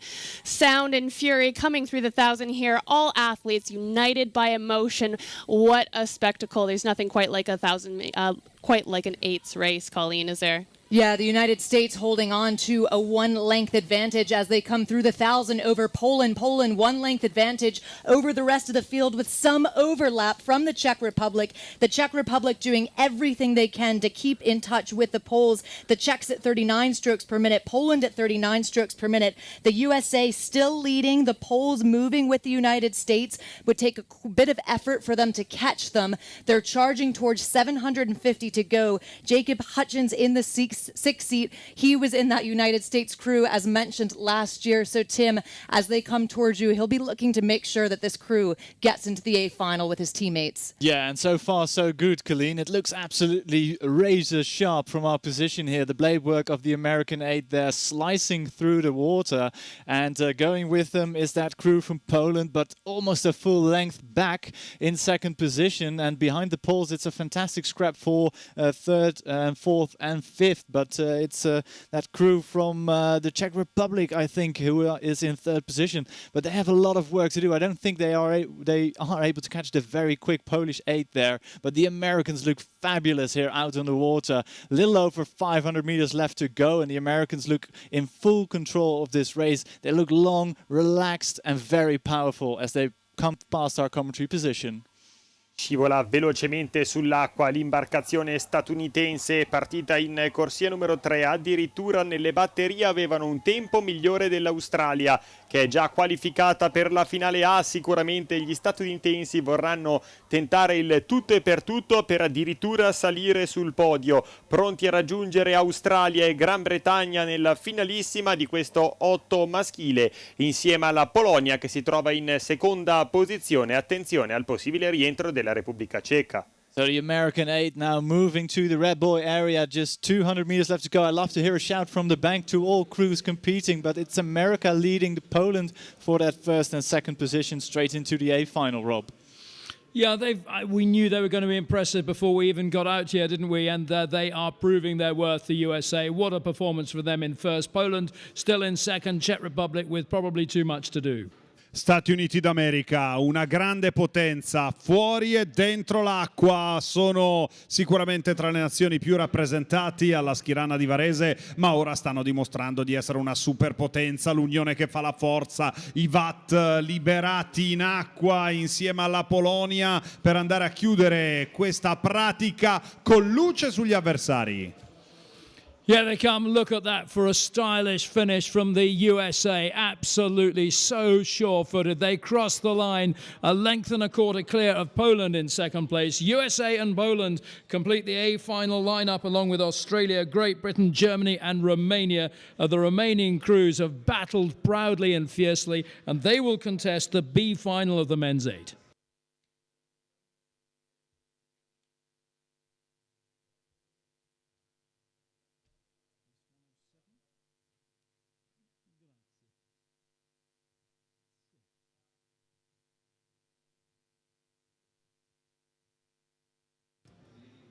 Just one repechage in the men's coxed 4. Ed ora ci spostiamo al recupero secco del 4 con maschile. The lineup sees France in lane 1, New Zealand in 2, in lane 3 Australia, lane 4 the United States of America, and in lane 5 our dear hosts Italy. Francia, Nuova Zelanda, Australia, Stati Uniti e Italia a contendersi le 4 posizioni per l'accesso in finale A. Una gara che potrebbe sembrare scontata ma che non lo è. Ricordiamo, solo l'ultimo va a casa, i primi 4 passano il turno.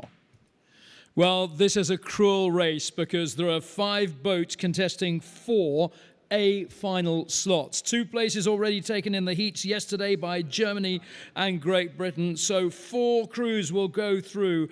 It's going to be heartbreak for the crew that drops out, and we'll feel for them. But let's not count our chickens just yet, because it's just 500 meters gone, and it's anybody's race. Colleen, I don't know if you want to take it from here. Yeah, thanks very much, Rob. I'd be delighted to. I love the men's coxed 4s. Another category where we can hear the coxswains from where we're sitting at the 1,000 from several hundred meters away up at the top. Whose voice is that? Well, it could be William Dempsey coxing the United States 4 from Northeastern University. Eric Spinka setting the rhythm in the stroke seat. 37 strokes per minute from Syracuse. Nathan Phelps, Benjamin Dukes, Zachary Bockel, all from Princeton University. So teammates at the collegiate level and throwing down a nice rhythm that's holding them out in that first place position. As you rightly say, well, it's 4 to advance to final A. So 5th is the spot you don't want to be in. Right now, France, the only crew out of contention. And the athletes are coming through the 1,000 meter here. This is where the questions start coming. How deep are you going to go? How hard are you going to go? As we know, we want to be the top 4 through, but also you want to set your race plan for that A final, for the medals. And here they come. So exciting. They're all in contention with each other. And who's it going to be through first? Colleen, take it away. Yeah, USA takes it through into the second half of the race, cruising through the middle 1,000 and looking for that 750 meters to go, and then toward the final 500. USA holding 37 strokes per minute. Closest to them, that's New Zealand, coxed by Ella Greenslade. Zachary Rumble in the stroke seat, holding on to the rhythm for New Zealand at a cool 37. Over to the third place position, well, that is Italy, and then Australia running 4th. So it's looking really good for these 4 crews. It would take quite a bit of work from France to catch them at this point. Tim, surely by now you can hear these 4s coming at you.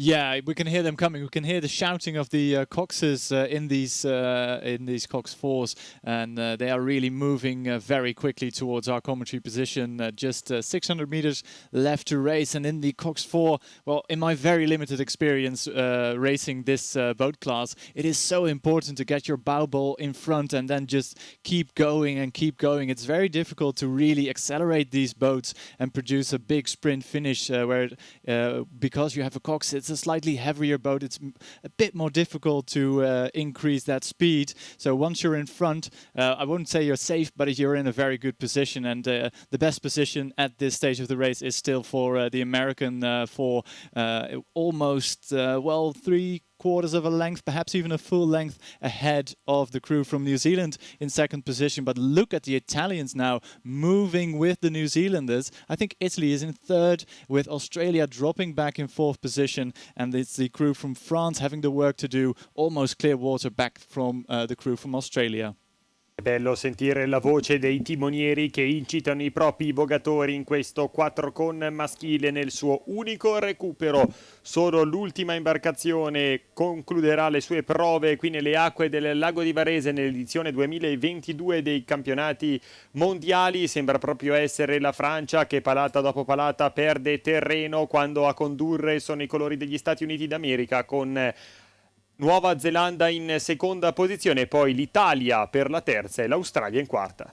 So America still out in front, New Zealand I think in second position, but Rob, how is Luca going there in the finish tower? Is he able to contain his enthusiasm for that Italian crew, now solidly in third position? He's looking remarkably calm, I can tell you, but that might change. But it's looking good for them, along with the USA, New Zealand, Australia, looking less good for France, as you say. una gara ormai già scritta, una gara abbastanza tranquilla, una gara che da un lato strizza l'occhio agli Stati Uniti d'America, come appunto successo con l'Otto. Dall'altra parte abbiamo la Nuova Zelanda, terzo e quarto posto tranquilli, controllati per Italia ed Australia.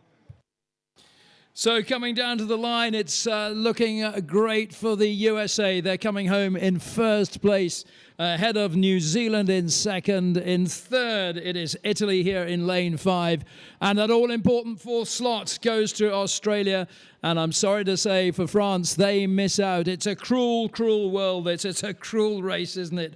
But the men's Cox 4 final will feature Italy, USA, Australia, New Zealand, Germany, and Great Britain.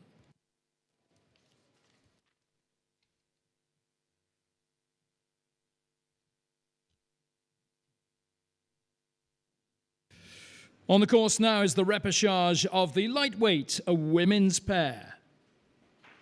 Ed ora abbiamo il recupero, anche in questo caso secco, del due senza leggero femminile. Not quite as cruel, this one. The first two across the line make the A final. The remaining crews will have a B final to contest. The lineup sees Kazakhstan in lane 1, Turkey in lane 2, Australia in 3. It's Uruguay in lane 4 and Hungary in lane 5. In acqua 1 abbiamo il Kazakistan con la Turchia, poi l'Australia, Uruguay, Ungheria, insomma, queste le nazioni a contendersi le due piazze per l'accesso in finale A. Possibly going nicely for Australia and Turkey at this stage, but also possibly a little too soon to tell, Colleen. Yeah, we'll see how cruel this one becomes, Rob, because we have 4 boats in contention at the moment for 2 positions to the A final. Kazakhstan, perhaps the only shell off the pace in the stroke seat for Kazakhstan, Volkodavova and Noskova in the bow seat. Up at the front, at the top of the field, will Turkey and Australia changing places? Andrea, it seems every stroke. Absolutely. I've said before, this pair is such a tough boat to race. The technique, the balance, the poise, blades catching with perfect timing, equal power, the trust that these athletes have to have in each other is just so ingrained. And as they come towards a 1,000-meter here, we're going to see Turkey had the fastest time in their heat yesterday at 7:31.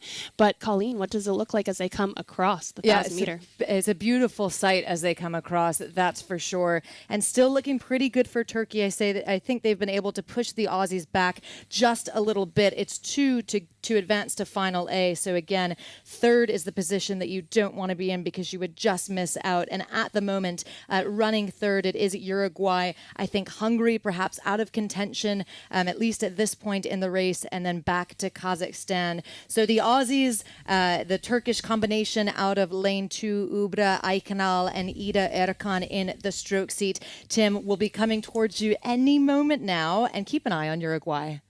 Yeah, I'm more or less focusing on that race for the second position. Although the lead which Turkey has isn't that big at the moment, it's just over half a length back to Australia in I think second or perhaps even third position, because a little burst of speed there from the crew from Uruguay sees them overhauling the crew from Australia, now in third position. So I think the crew from Uruguay are saying, well, we're going, are you coming with us, Australia? 500 meters and a bit more to go. It's still looking good for Erkan and Akinal from Turkey, still in the lead, but just a couple of meters ahead of Uruguay. And Australia now slipping back. They're really slipping back. They're really struggling here in this final part of the race, with Uruguay moving through and perhaps even challenging the Turkish pair there for the lead of this race. L'unico recupero del due senza pesi leggeri femminile vede 2 imbarcazioni sulla stessa linea, sono la Turchia e l'Uruguay, mentre l'Australia, palata dopo palata, continua a perdere terreno sulle imbarcazioni di testa quando ormai mancano esattamente 500 metri al traguardo. L'Uruguay passa in vantaggio sulla Turchia di una punta. L'Australia è ad una imbarcazione di distanza, quindi dovrà tentare il tutto e per tutto, aumentare il numero dei colpi se vorrà accedere alla finale A. What a fantastic race, a mature race and a well-judged race there from Uruguay, Centurion and Sayas.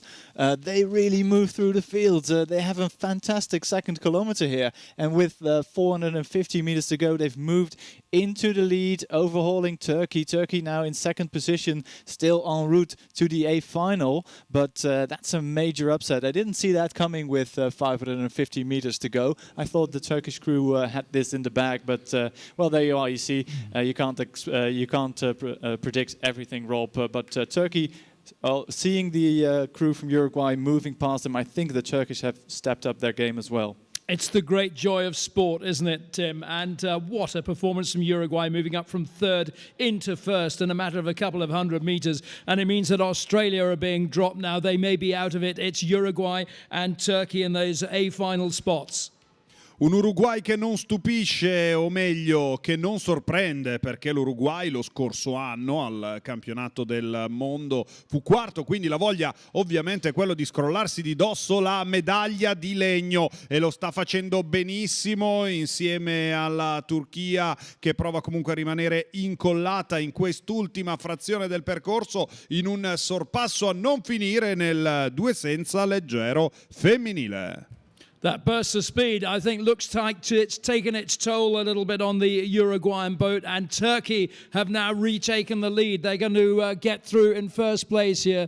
Turkey in lane 2 take the win, almost to the length ahead of Uruguay in second. Uruguay will be perfectly happy with that. They came back from third place. The crew who will be not happy here is Australia. They've dropped all the way back from first to third. It's a B final for them, but well done Turkey, well done Uruguay. You join Italy, Germany, Peru and the USA in the final of the lightweight women's pair.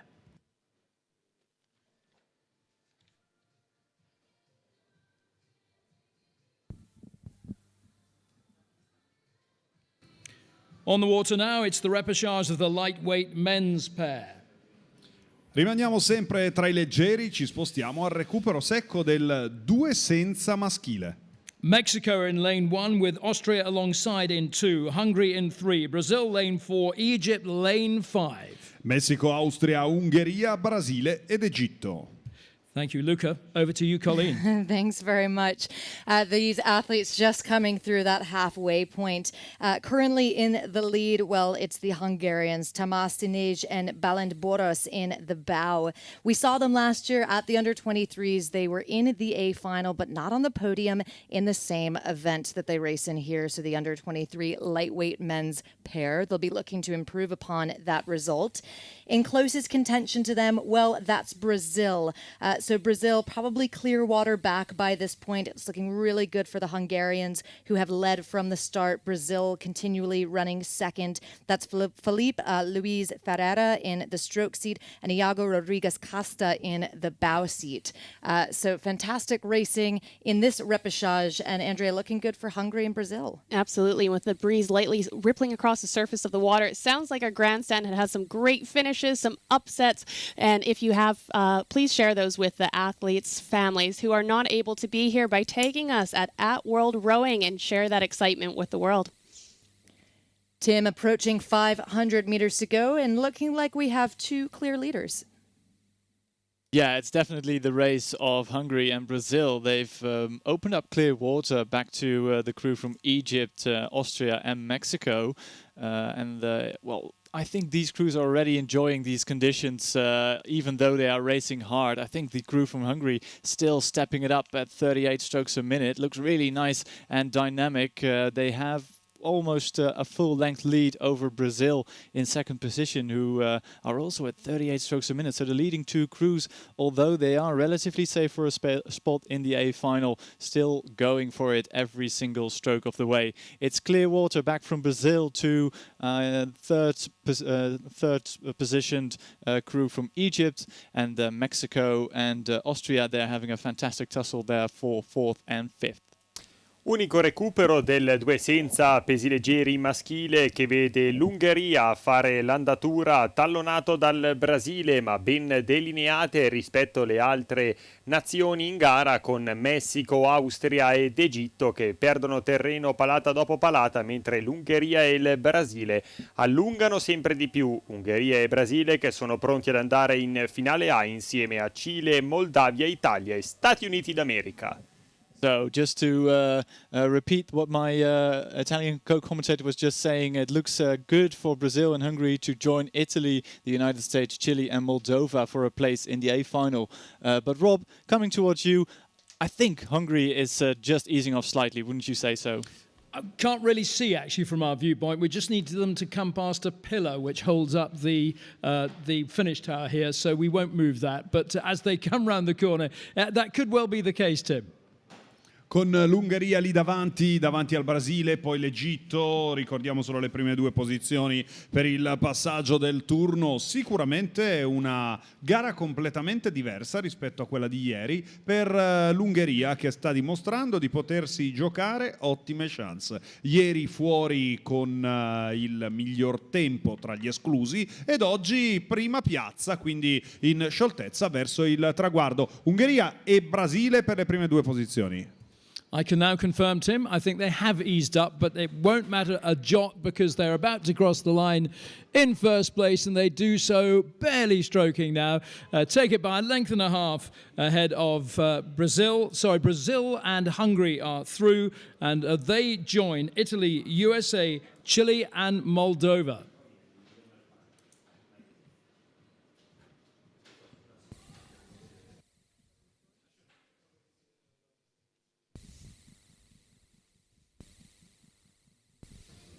We're into the lightweight men's quad sculls rep with Germany, USA, France, Denmark and Ukraine on the course. Up to 1,000 meters, not much in it. Yeah, it's really tightly packed as they come just shy of that halfway point. Looking fantastic for Germany at the moment. This is a young combination. Simon Dubiel in the stroke seat. Excuse me, that's the U.S. stroke seat. And the German stroke seat, Yannick Duer, making his international debut. But I do want to tell you a little bit about Simon. After finishing his freshman year at UPenn, it was cut short by the pandemic. He says he decided to take a gap year to work and row on his own. He set a goal last summer of sculling as a lightweight for the national team in 2021. And since the start of the pandemic, he trained as hard as possible. He learned how to scull, and here he is in the quad. So it's Germany running first, it's the U.S. running second, and a close France in third. And no pillars to move here as we had a perfect unobstructed view of the athletes coming through. Plenty of maturity shown by that French crew, despite the fact that this is their first world rowing experience. They did, of course, race in Essen in May. Plenty of experience there. And how is it looking as they progress down the course? So Tim, mid-third 500, approaching that final 500. We'll hand it straight to you at the 15. Yeah, thanks very much. It's very exciting being here and watching that blisteringly fast crew from Germany moving towards and perhaps already past our commentary position. The USA almost full length behind them, but it's really close. And this is one of those awful races which we've seen previously, where it's a race not to be lost. And with Germany leading, the Americans are in second position, France in third, the Danish crew is a full length back from France in fourth, but they are in fourth position and have one hand on that spot into the A final, with the crew from Ukraine having the work to do. In corsa l'unico recupero del 4 di coppia pesi leggeri maschile vede i colori della Germania condurre all'esterno del percorso, seguito dagli Stati Uniti, tallonata dalla Francia, poi ancora Danimarca ed Ucraina. Sono queste le posizioni nell'unico recupero del 4 di coppia pesi leggeri maschile agli ultimi 350 metri del percorso, i primi 4 in finale A. L'ultimo eliminato, attenzione perché sembra essere l'Ucraina costretta a cedere il passo. So the Ukraine already at 40 strokes a minute. They do what they need to get back in contention. They started sprinting early, Rob, but I would like to hear your thoughts on this. The gap to Denmark is just a bit too big. about 4.5 seconds at the last split timing. So unless they can really put a push on, it might be too much for them. But they're pretty much in lane order. Germany, USA, France and Denmark look like making it through to that A final. Una gara pennellata, una gara di quelle che vorresti vedere anche perché danno senso di ordine, infatti acqua 1, 2, 3, 4, Germania, Stati Uniti, Francia e Danimarca stanno andando a conquistare la promozione per il passaggio del turno nelle stesse linee di corsie. Germany coming across the line in first place, and France might just have pipped the USA for second. USA then in third, and that fourth spot, that all-important fourth spot going to Denmark. Ukraine, well, a valiant effort, but just a little too late. So bad luck for them. But the first four through to the final: Germany, USA, France, and Denmark. They will join Italy and Switzerland in the final of the lightweight men's quadruple sculls.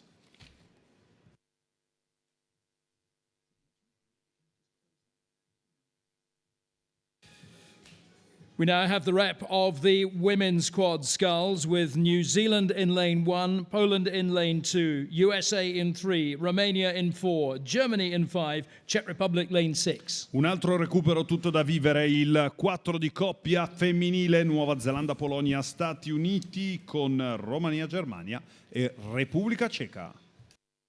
So about 400 meters gone, nothing in it, as you'd expect in this race. Netherlands and Italy made it through in yesterday's heats. So there are 4 places up for grabs. 2 of these crews will miss out. There's a lot at stake here. Czech Republic, New Zealand, Romania, Germany, USA and Poland. Nothing in it as they come up to the 600-meter mark. So, Colleen, would you like to take it from here? Yeah, with pleasure. This is an exciting race developing, and so we're happy to tell you what we can see from the 1,000-meter mark. And what we see, as you rightly say, Rob, is 6 boats in contention for just 4 spots. So through the 500, it was the Czech Republic running second, New Zealand, then back to Romania, Germany, the USA running 5th at the 500-meter mark, and then Poland. But as they approach the 1,000-meter mark, well, it's gotten even tighter. So the Czech Republic holding on to the top of the field just barely, and then your pick for second between New Zealand, stroked by Veronica Wall, and Germany. In fact, Germany now running second over New Zealand. Germany stroked by Rian Lagerpusch. And those athletes blasting out of the start gate. I think I saw 49 for the USA, now settling down into their race rhythm. That's 37 or 36. At the recovery, that's when the blades are out of the water. At the finish, that's actually where the boat moves the fastest, and we can see these crews coming through. Such a technical boat, the women's quad. They're really maximizing that recovery, letting the boat run underneath them, gathering at the catch, placing those blades, and then pushing through. And if I wish I could take a photo of these crews coming through. Colleen, tell us what we're seeing. Yeah, it's a beautiful sight. At the top of the field continues to be the Czech Republic. As mentioned, they were first at the 500, first at the 1,000. It was Germany to cross second at the 1,000, then over to New Zealand and back to Romania. The U.S. still running 5th. So it's the U.S. that will have to make a charge to try to overhaul the Romanians. Poland currently running in 6th through the second half. This Czech shell, stroked by Simona Pastkova, up at 37 strokes per minute. So keeping a really solid rhythm for her boat mates. And then looking across, well, it's starting to thin out, I'd say, just a little bit. Germany's still running second, but Romania may be starting to push back the Americans. The Americans stroked by Caitlin Gildersleeve. This is a new combination. Caitlin Gildersleeve, we saw her in the junior women's single at the Junior World Championships back in 2019, where she took the bronze. The rest of the crew making their international debut. Tim, just 4 spots to advance on, 5 boats in contention, maybe 6. Yeah, perhaps even a 6 boat. You're perfectly right. New Zealand on the far side of the lake, not out of this yet. And in fact, they're moving back. I think the Polish crew racing in lane 2 are slipping back from the pack in the third 500. So it's great to see New Zealand coming back to the front of the field, really building that speed into their second K. But yeah, close to our commentary position, the Czech Republic still in the lead. That very quick quad from Germany also still in contention for one of those spots into the A A final. But it's, well, I wouldn't bet my money on who's going to get third and fourth. But Romania, we know that crew can really put on the afterburners in the last 500 meters. And I think Romania now in third position. But it's very tight between the USA and New Zealand on the far side for that last spot into the A final. Poland just half a length back though. Un altro recupero veramente molto interessante è quello del quadruplo femminile che vede i colori della Repubblica Ceca guidare le file delle altre imbarcazioni in questo recupero con la Germania in seconda posizione. Poi Romania, Stati Uniti, attenzione anche al possibile rientro della Nuova Zelanda, mentre la Polonia perde terreno quando solamente le prime 4 imbarcazioni sono pronte a volare verso la finalissima in questa specialità del quadruplo femminile, le altre in finale B. It's going down to the wire between the USA and New Zealand for that last spot. So whatever you're doing, stop what you're doing and shout at these crews and encourage them in the last sprint, because it's going down to the wire. Nothing to split New Zealand and America. I don't think I've ever seen quite such a close race. I tell you what, I wouldn't want to be the person who's got to call these crews across the line. Sadly, I am. Grande prova per la Repubblica Ceca che riesce ad uscire in corsia numero 6 dimostrando di poter fuggire, ma questo di fatto tira la volata alla Germania in acqua numero 5 per rientrare con la Romania e gli Stati Uniti d'America. Si delinea perfettamente questa gara. 6-5-4-3. Well, here we come then down to the finish line. It is going to be the Czech Republic who take it ahead of Germany. Alongside them, it's Romania, and it looks like the fourth place has indeed gone to the USA. Poland and New Zealand just missing out. But what a fabulous race of the highest quality in this repechage. 4 places in the A final up for grabs there to join the Netherlands and Italy. And those places go to the Czech Republic, to Germany, to Romania, and to the USA.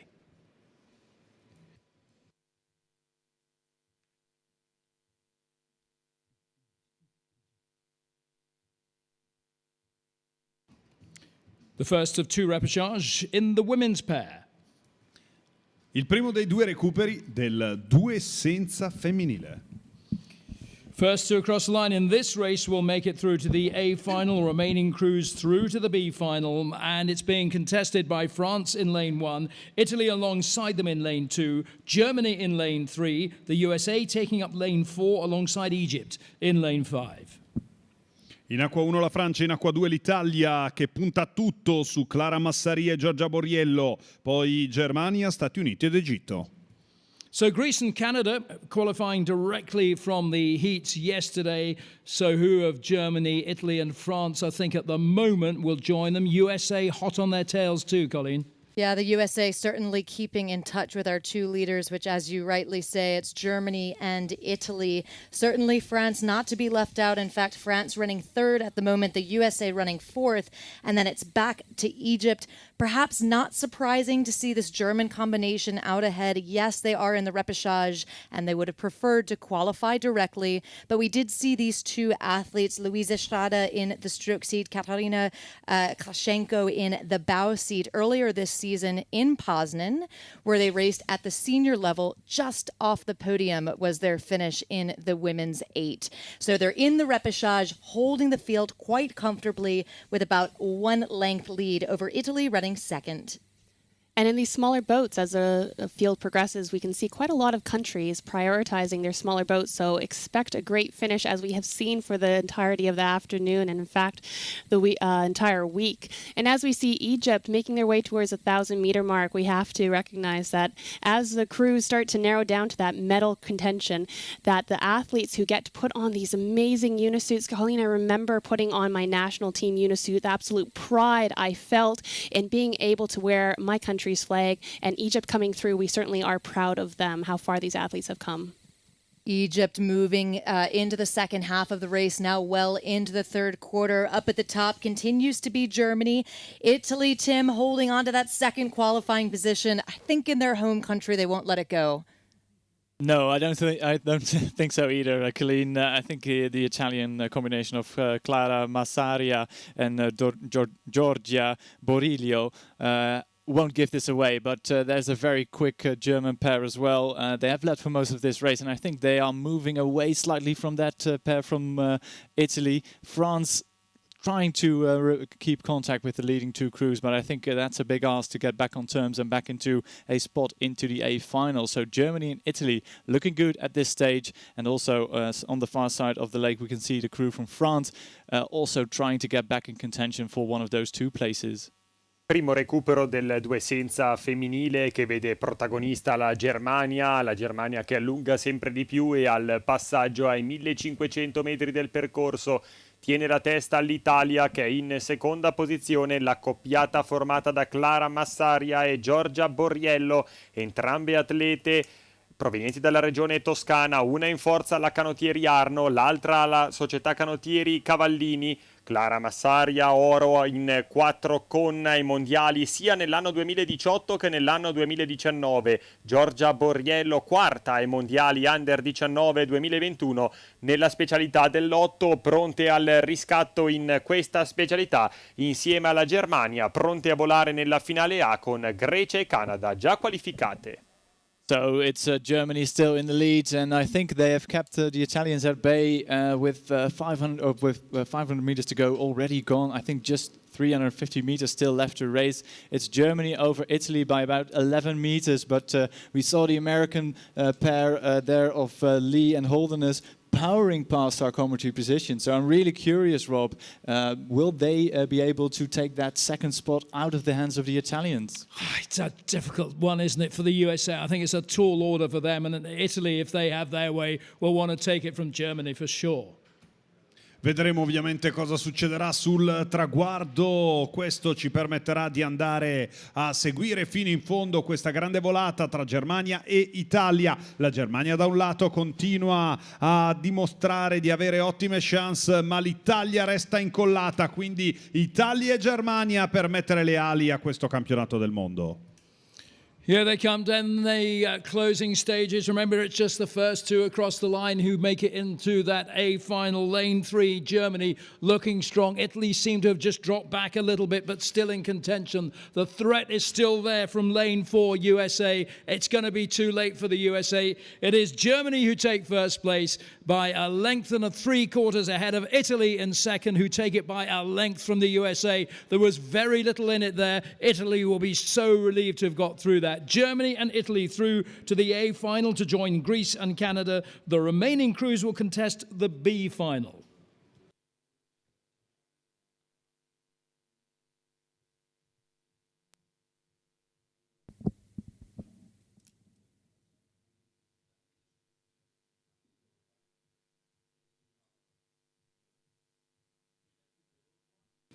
On to the second repechage then of the women's pair, with New Zealand in lane 1, Denmark lane 2, Lithuania in lane 3, Switzerland in lane 4 and Spain in lane 5. Ed ora è arrivato il momento di voltare pagina e guardare il secondo recupero tra Nuova Zelanda, Danimarca, Lituania, Svizzera e Spagna all'approccio dei 1000 metri. So the last two places then in the women's pair up for grabs to join Greece, Canada, Germany and Italy. Any sign of who they may be, Colleen? Yeah, Rob, I'm chuckling because yes, Lithuania is out in the lead, but just behind them, nearly level, it's Switzerland and Denmark. Olivia Roth stroking that Swiss crew. Sariana Frulas in the bow, supporting the rhythm that she's putting down. And then just next to them, nearly level, and in fact level stroke by stroke, although it's looking like the Swiss may be pulling away. It's the Danes just behind them, so Cardell and Kilgard. Those are our first three runners. Lithuania, though, keeping an eye on what's happening behind them. And Lithuania, the stroke seat, Camille Karokaiti, trains at Syracuse in America and actually has a teammate who was in the Australian coxed 4, that broke the Olympic world record. So what a training mate that must be. 10 fantastic athletes of the 1,500 that we have here on Lake Varese, and conditions continue to be amazing. Tim, over to you at 1,500. Yeah, thanks, Colleen. It's still looking good for that powerful combination from Lithuania. They're stroked by Kamil Karlikaite. excuse me. They look long and strong, very powerful rowing, 37 strokes a minute, and yeah, really enjoying these pan-flat conditions here on the lake. But going with them is that combination of Denmark, Kielgaard and Cardell, lurking in lane number 2 for one of those 2 spots into the A final. So the Swiss have a lot of work to do. The Swiss have a lovely, lengthy, ropey rhythm coming there from stroke woman Olivia Roth, but they are almost half a length back to the Danish. The Danish have moved into 2nd position, still with overlap with the crew from Lithuania, but the Swiss have their work cut out in the final 500 to get back into one of those 2 spots to the A final. Le ottime condizioni del lago di Varese permettono a tutti gli equipaggi di viaggiare a colpi altissimi. Sono 39 le palate al minuto per la Lituania, che è lì alla testa del gruppo insieme alla Danimarca e alla Svizzera, che si contendono la seconda e ultima posizione utile per il passaggio alla finale A. Sembra la Danimarca farsi sotto addirittura alla Lituania, perde terreno invece la Svizzera quando ormai mancano gli ultimi 250 metri al traguardo. So Denmark not leaving anything to chance here, starting their sprint way early, already at 40 strokes a minute, but that sprint finish sees them drawing level with Lithuania, who have led for most of the way. Can the Danes even take the win here, Rob? Or have they gone too soon? I mean, it's a gamble, isn't it, that you take here? But Lithuania and Denmark, as you say, are in those qualifying spots for the A final right now, ahead of Switzerland, Spain and New Zealand. È una bella domanda, vinceranno oppure no? Lo scopriremo ovviamente sul traguardo. Sarà la Lituania oppure la Danimarca in questo momento a prendersi veramente uno accanto all'altro in questa grande volata verso il traguardo. Quindi la Lituania che attacca ancora, una Lituania che cerca di essere arrembante, ma è più leggero il colpo della Danimarca, quindi attenzione. Premierà la potenza oppure la velocità? La potenza normalmente può avere la differenza, vedremo sul traguardo. Lituania oppure Danimarca? Well, it is close. Denmark are going to try and do this. They just got their bow ball in front, but Lithuania have fought back. They take it by just under half a length ahead of Denmark. Lithuania and Denmark take those 2 A final spots. So Switzerland never quite able to make up the water there. They, Spain and New Zealand within the B final. So the A final of the women's pair will be between Lithuania, Denmark, Germany, Italy, Greece and Canada.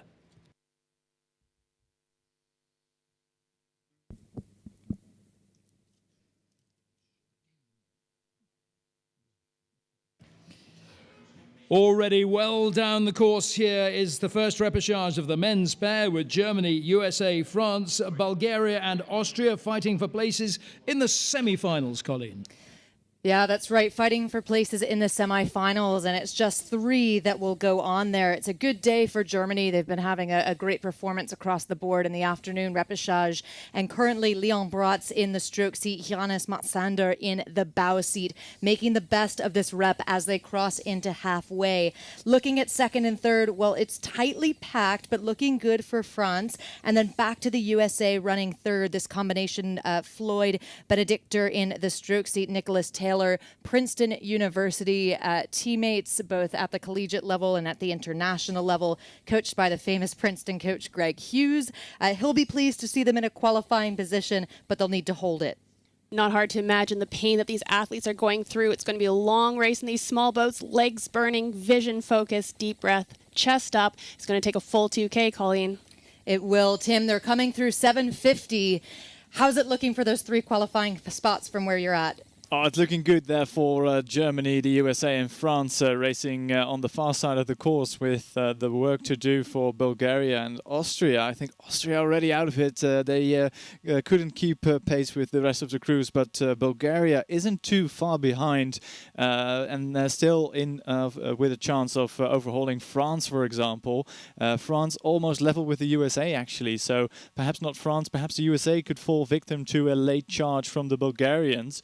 But on the far side, Germany there with Leon Bratz in the stroke seat and Yannis Matsander in the bow seat. They look fabulous here. A nice long rhythm. They really reach out at the front of the stroke, and they're really going for it. Just 36 strokes a minute, and compare that with the high rating American crew right beside them. Although the Americans have the superior boat speed at this stage, a great burst of speed coming there from the American pair, and going with them is that crew from France, and almost clear water back to Bulgaria in 4th position, and then it is the crew from Austria in 5th.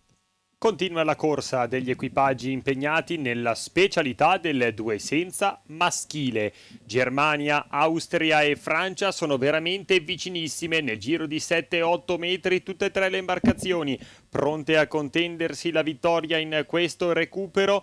Le prime 3 andranno in semifinale, le altre si dovranno accontentare della finale C, che potrebbe essere in questo momento appannaggio di Bulgaria e Austria, quando ancora 350 metri separano gli equipaggi dal traguardo.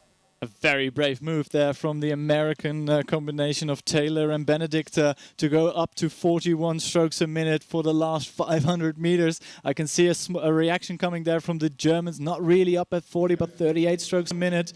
Great racing here, France going with them, and Bulgaria having the work to do, almost 3/4 of a length back to France. So it's going to be a nail-biter between the Americans, but the Americans are walking away from Germany at this stage. France and Germany almost level as they come towards Europe at the finish. Yeah, it looks like it's probably over for Bulgaria. USA, Germany, France looking certain of those semi-final spots. Un grande vantaggio quello che sta costruendo ancora una volta gli Stati Uniti d'America, che volano verso il traguardo lì in acqua numero 2 per la seconda e terza posizione. Rinviene benissimo la Francia con all'esterno la Germania, oramai sul traguardo.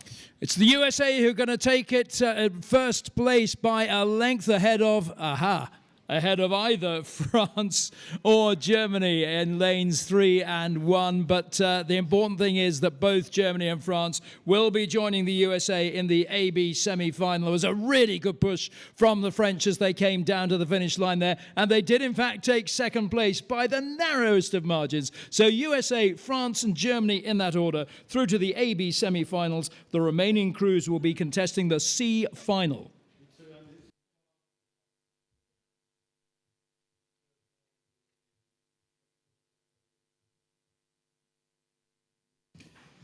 The second rep of the men's pair is on the course, with Japan in lane 1, Italy in lane 2, Greece are in 3, in lane 4 Hungary, in lane 5 Great Britain.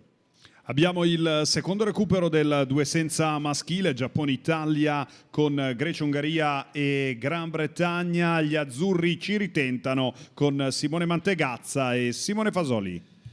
It looks like the Greek boat is making its presence felt here, Colleen. They're just stretching out here, approaching your commentary position. That's exactly right. Tsisis Boukavalas and his brother Dimitrios Boukavalas in the bow seat. This Greek combination 2 years apart, moving right now through the third quarter of the race and approaching the halfway point with a good open water margin over the rest of the field. So 3 to advance on to semi-final A, B. At the moment, that would be the combination from Greece, Great Britain keeping in really good touch, and then Hungary slipping from second at the 500 into third at the 1,000. And while I'm sure there's plenty of encouragement in the stands coming for them, a little bit of encouragement from the athletes as they come past the 1,000-meter tower, determination on their faces, time to be brave, don't wait, time to go, being fearless here as we see 5 of the 61 nations go past. Approaching 750, it's the Boukavalas brothers from Greece out of lane 3, continuing to hold that charge, and Tim at a long 34. Yeah, a fantastic rhythm there being said. We have seen many quality crews there from Greece, but they seem to have that common denominator that they all produce this lovely rhythm. It's both long and dynamic. It's it looks dynamic, but it's just rating at 33 strokes a minute at this stage for the Boukavalas twins of brothers from Greece, and it's very impressive to watch. So these two athletes in front of the crew from Hungary, just 7 meters back, but current second position in this repechage is firmly in the hands of the two Cambridge rowers, Oliver Parrish and Luca Ferraro, in the stroke seat there. They're really moving with the Greek crew and distancing themselves from the crew from Italy on the far side, and Japan clear water back in fifth. A prendere le redini della prima posizione la Grecia in questo secondo recupero del due senza maschile, con la seconda posizione a pannaggio della Gran Bretagna. Per la terza l'Ungheria, utili per il passaggio del turno. In gara anche l'Italia con l'accoppiata Mantegazza e Fasoli, atleti societari della Moto Guzzi di Mandello dell'Ario a Lecco, già secondo posto ai mondiali nell'anno 2021, in questo momento un po' arretrati in quarta posizione.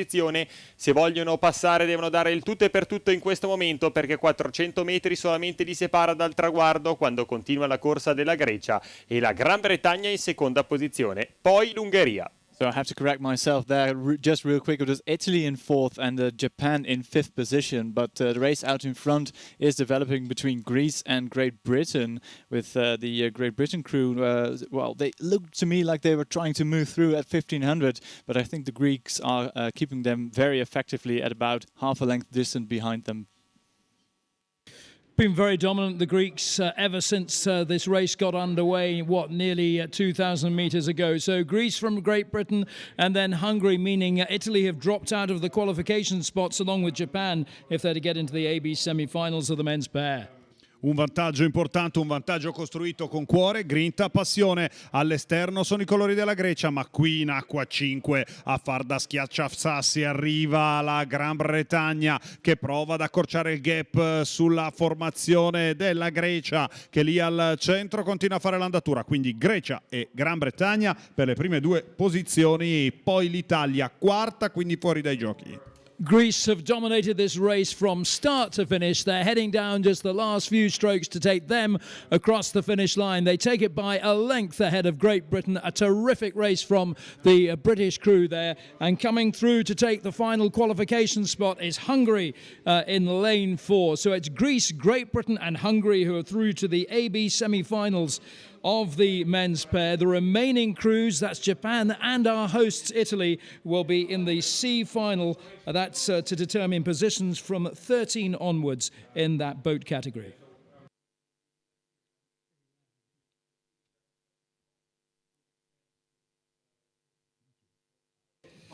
Final repechage of this event. Then now we have the women's 8. Abbiamo un altro recupero importante da seguire, è il recupero dell'8 femminile. It's 5 crews again chasing 4 A final spots. Germany in lane 1, the Netherlands in lane 2, Romania in lane 3, alongside Italy in lane 4, and Canada taking up lane 5 nearest to the grandstand. Yeah, it'll take some work from Romania to overhaul the Italian crew, although they're keeping in really good touch as these 8 charge towards us now mid-second quarter, approaching the halfway point. At the moment, well, Germany leading, that's Annalena Fisch in the stroke seat, Anna Kotit setting the rhythm in the stroke seat, Annalena in the coxed seat. Just 4 boats to advance. Andrew, what advice would you give these Canadian women? No time to go in an 8s race. In the grandstands, get your phone out because an 8s race is never to be missed. I can see the maple leaves on the Canadian blades as they come by our stroke seat here, or pardon me, getting out of by myself, in front of the 1,000 meters here. Only put on the blades during World Championships.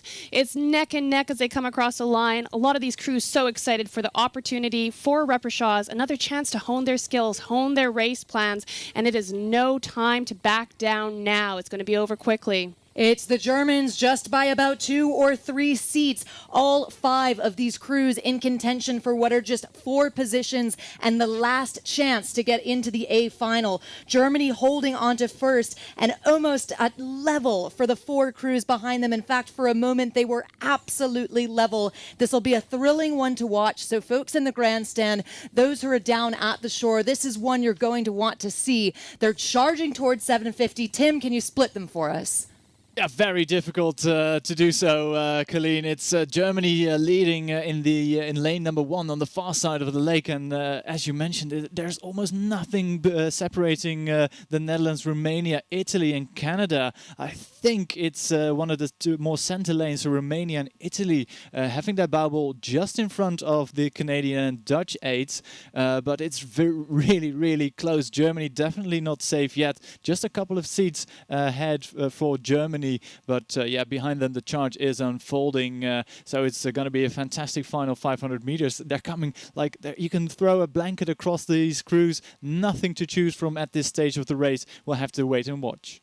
Quando 5 equipaggi si trovano tutti sulla stessa linea è il momento di scaldare i muscoli e partire all'attacco, cercare di allungare. Così stanno facendo tutti gli equipaggi in gara nell'ultimo recupero che andiamo a vedere insieme, quello riservato alla specialità dell'otto femminile. Passano in questo momento ai 1500 metri del percorso le imbarcazioni con una punta di vantaggio, appannaggio della Germania, in seconda posizione la Romania, poi l'Italia e con l'Olanda, leggermente più arretrato il Canada, ma tutti gli equipaggi sono tutti veramente lì, pronti ad andare in finale.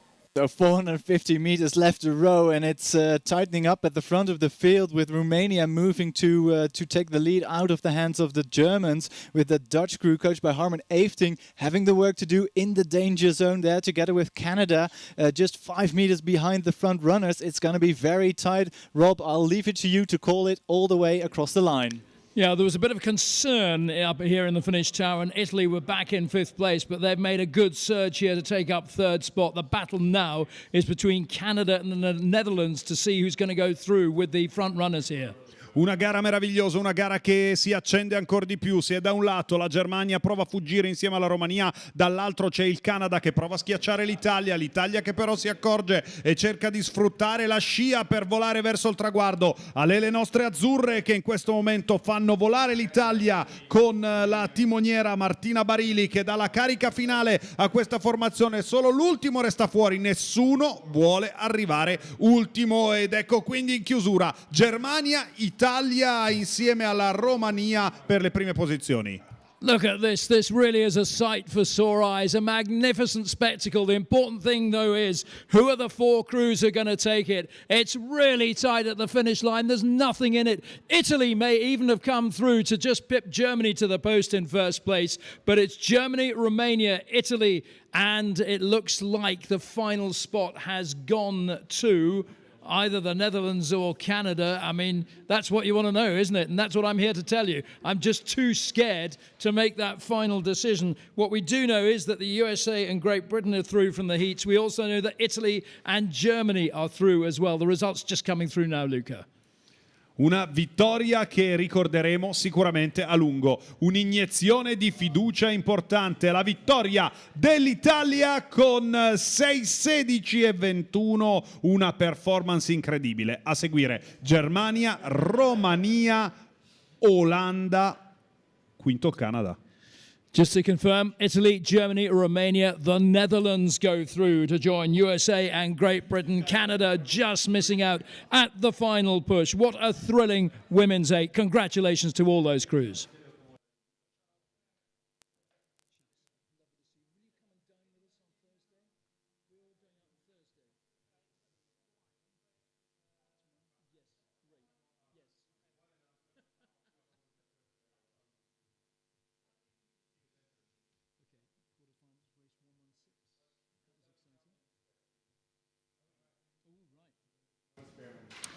We now move into the quarterfinals, and it's the men's single sculls.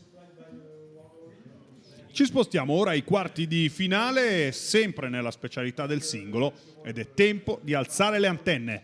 First quarterfinal, Finland are in lane 1. Tunisia taking up lane 2 alongside Bulgaria in 3. Then it's Great Britain, the USA, and Egypt. 1,000 meters, that's where Colleen is. Yeah, that's exactly right. And I'm thrilled to tell you about this race because it's a really, really exciting one. It's a delight to watch Emil Nekov of Bulgaria, the defending champion of the European Under-23 Championships back in 2021, and the defending champion at the Under-23 level as well. He took the gold last year in the men's single. So he's here looking to improve upon that result. It's first through third to advance to semifinal A, B, and he's well on his way. Just behind him, it is Great Britain, Callum Dixon, a real talent for GB, and Isaiah Harrison, a real talent from the USA. Still catching my breath from that eighth race, from the largest boat to the smallest boat. The single, such a beautiful sculling boat. All your successes are your own. All of your shortcomings are your own. You have to have such vulnerability and power to row this boat. And we definitely see that no one is letting off the pace.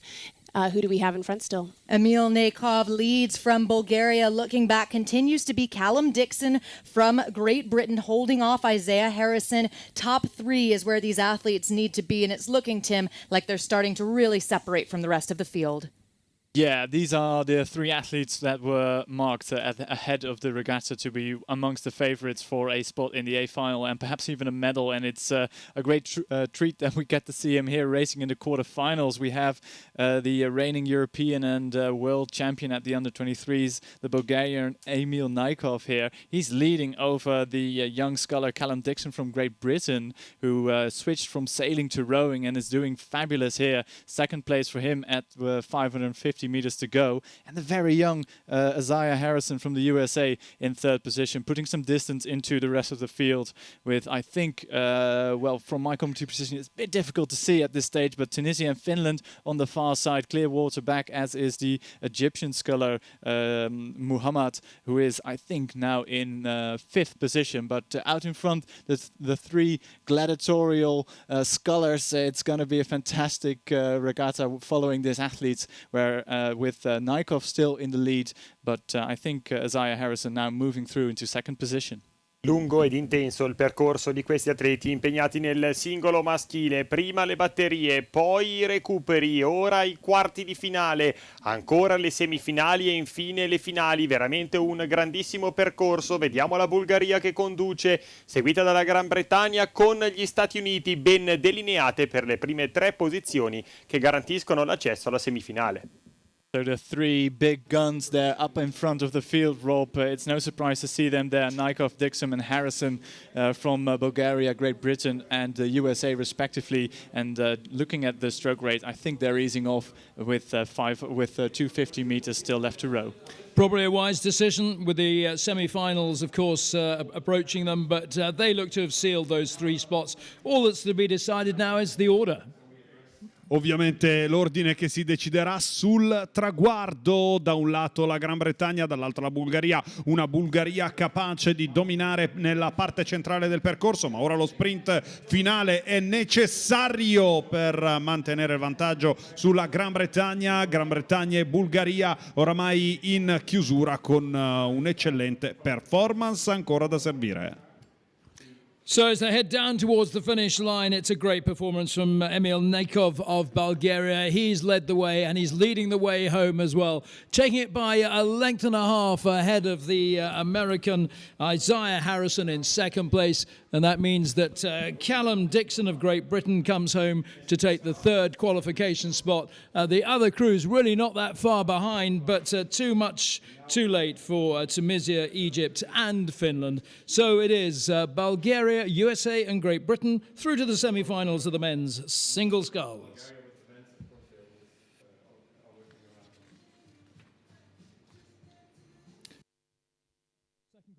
Second quarterfinal well underway with Cyprus, Portugal, Brazil, Germany, Slovenia and Uzbekistan all just cruising past Colleen's station. Yeah, they're well past our station, in fact, and already in the mid-third quarter of their race. Jonas Gelson of Germany, well, he was just off the podium last year in this very event at the Under-23 Championships in Repechage. He's leading the field. It's three to advance to semifinal A, B, and Tim, it's their last chance to get there. Yeah, there's no rep from this quarterfinal to get back into contention and perhaps even challenge for a medal. So this is the only chance you get to keep your hopes, your medal hopes alive in this tournament. But we can see a more or less similar image which we saw in the previous heats, where the top three crews are trying to put some distance between them and the other athletes, with the German Gelson there in racing in lane 4, leading the field, and coming with him it is Thomas Levi from Brazil in second position, and difficult to see from my position, but I think it's either the Pinto from Portugal or Kravchuk from Slovenia in third.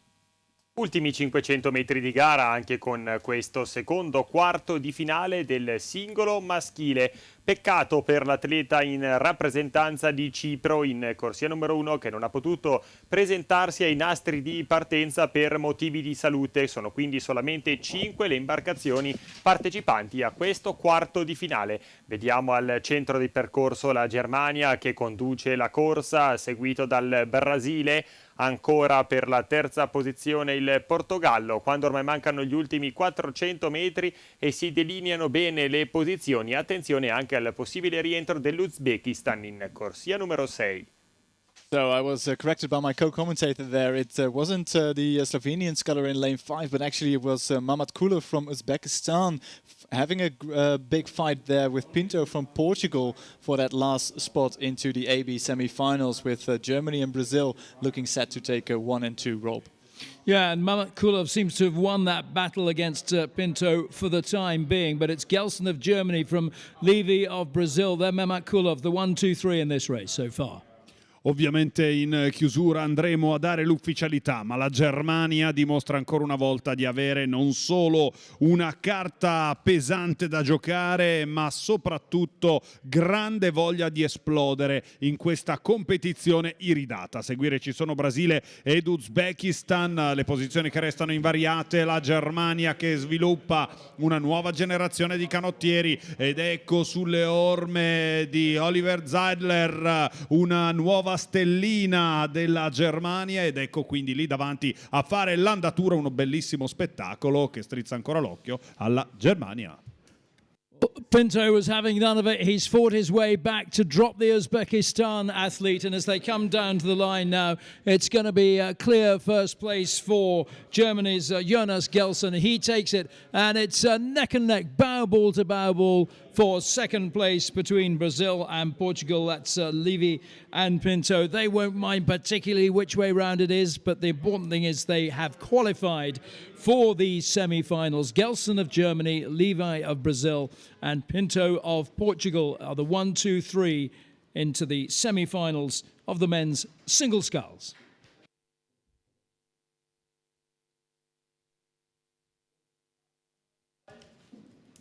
Quarterfinal number 3 of the men's single sculls. Israel are in lane 1. Hungary taking up lane 2 alongside the Netherlands in 3. In lane 4, Australia. Lane 5, Norway. And New Zealand in lane 6. Ed eccoci quindi pronti per seguire anche questo secondo quarto. Australia, Olanda, Nuova Zelanda, Ungheria, Norvegia ed Israele. Rob, se dovessi fare un pronostico, direi di stare attenti all'Australia. Vedremo se sarà l'Australia durante il percorso. Were you asking me a question, Luca? Well, no, really. I was saying that I think Australia is in the lead, but let's see what Colleen says. Oh, no, I agree with you totally. Colleen, take it for goodness sake. Rob, I understood Luca perfectly. Come on, keep up. Luca, my eyes are all over this athlete from Australia. It's Cormac Kennedy Leverett, and it's a name that we all know quite well. So the 22-year-old Australian, well, he has quite a track record. We saw him last summer at the under-23 level, where he won the B final in the men's single. Surely he'll be looking to improve upon that result. He was in the Youth Olympic Games back in 2018, where he took a bronze in this boat class. At the juniors, he took silver in the men's single. And I'm nearly out of breath. He took gold in the junior men's double back in 2017, and he's leading this quarterfinal in style.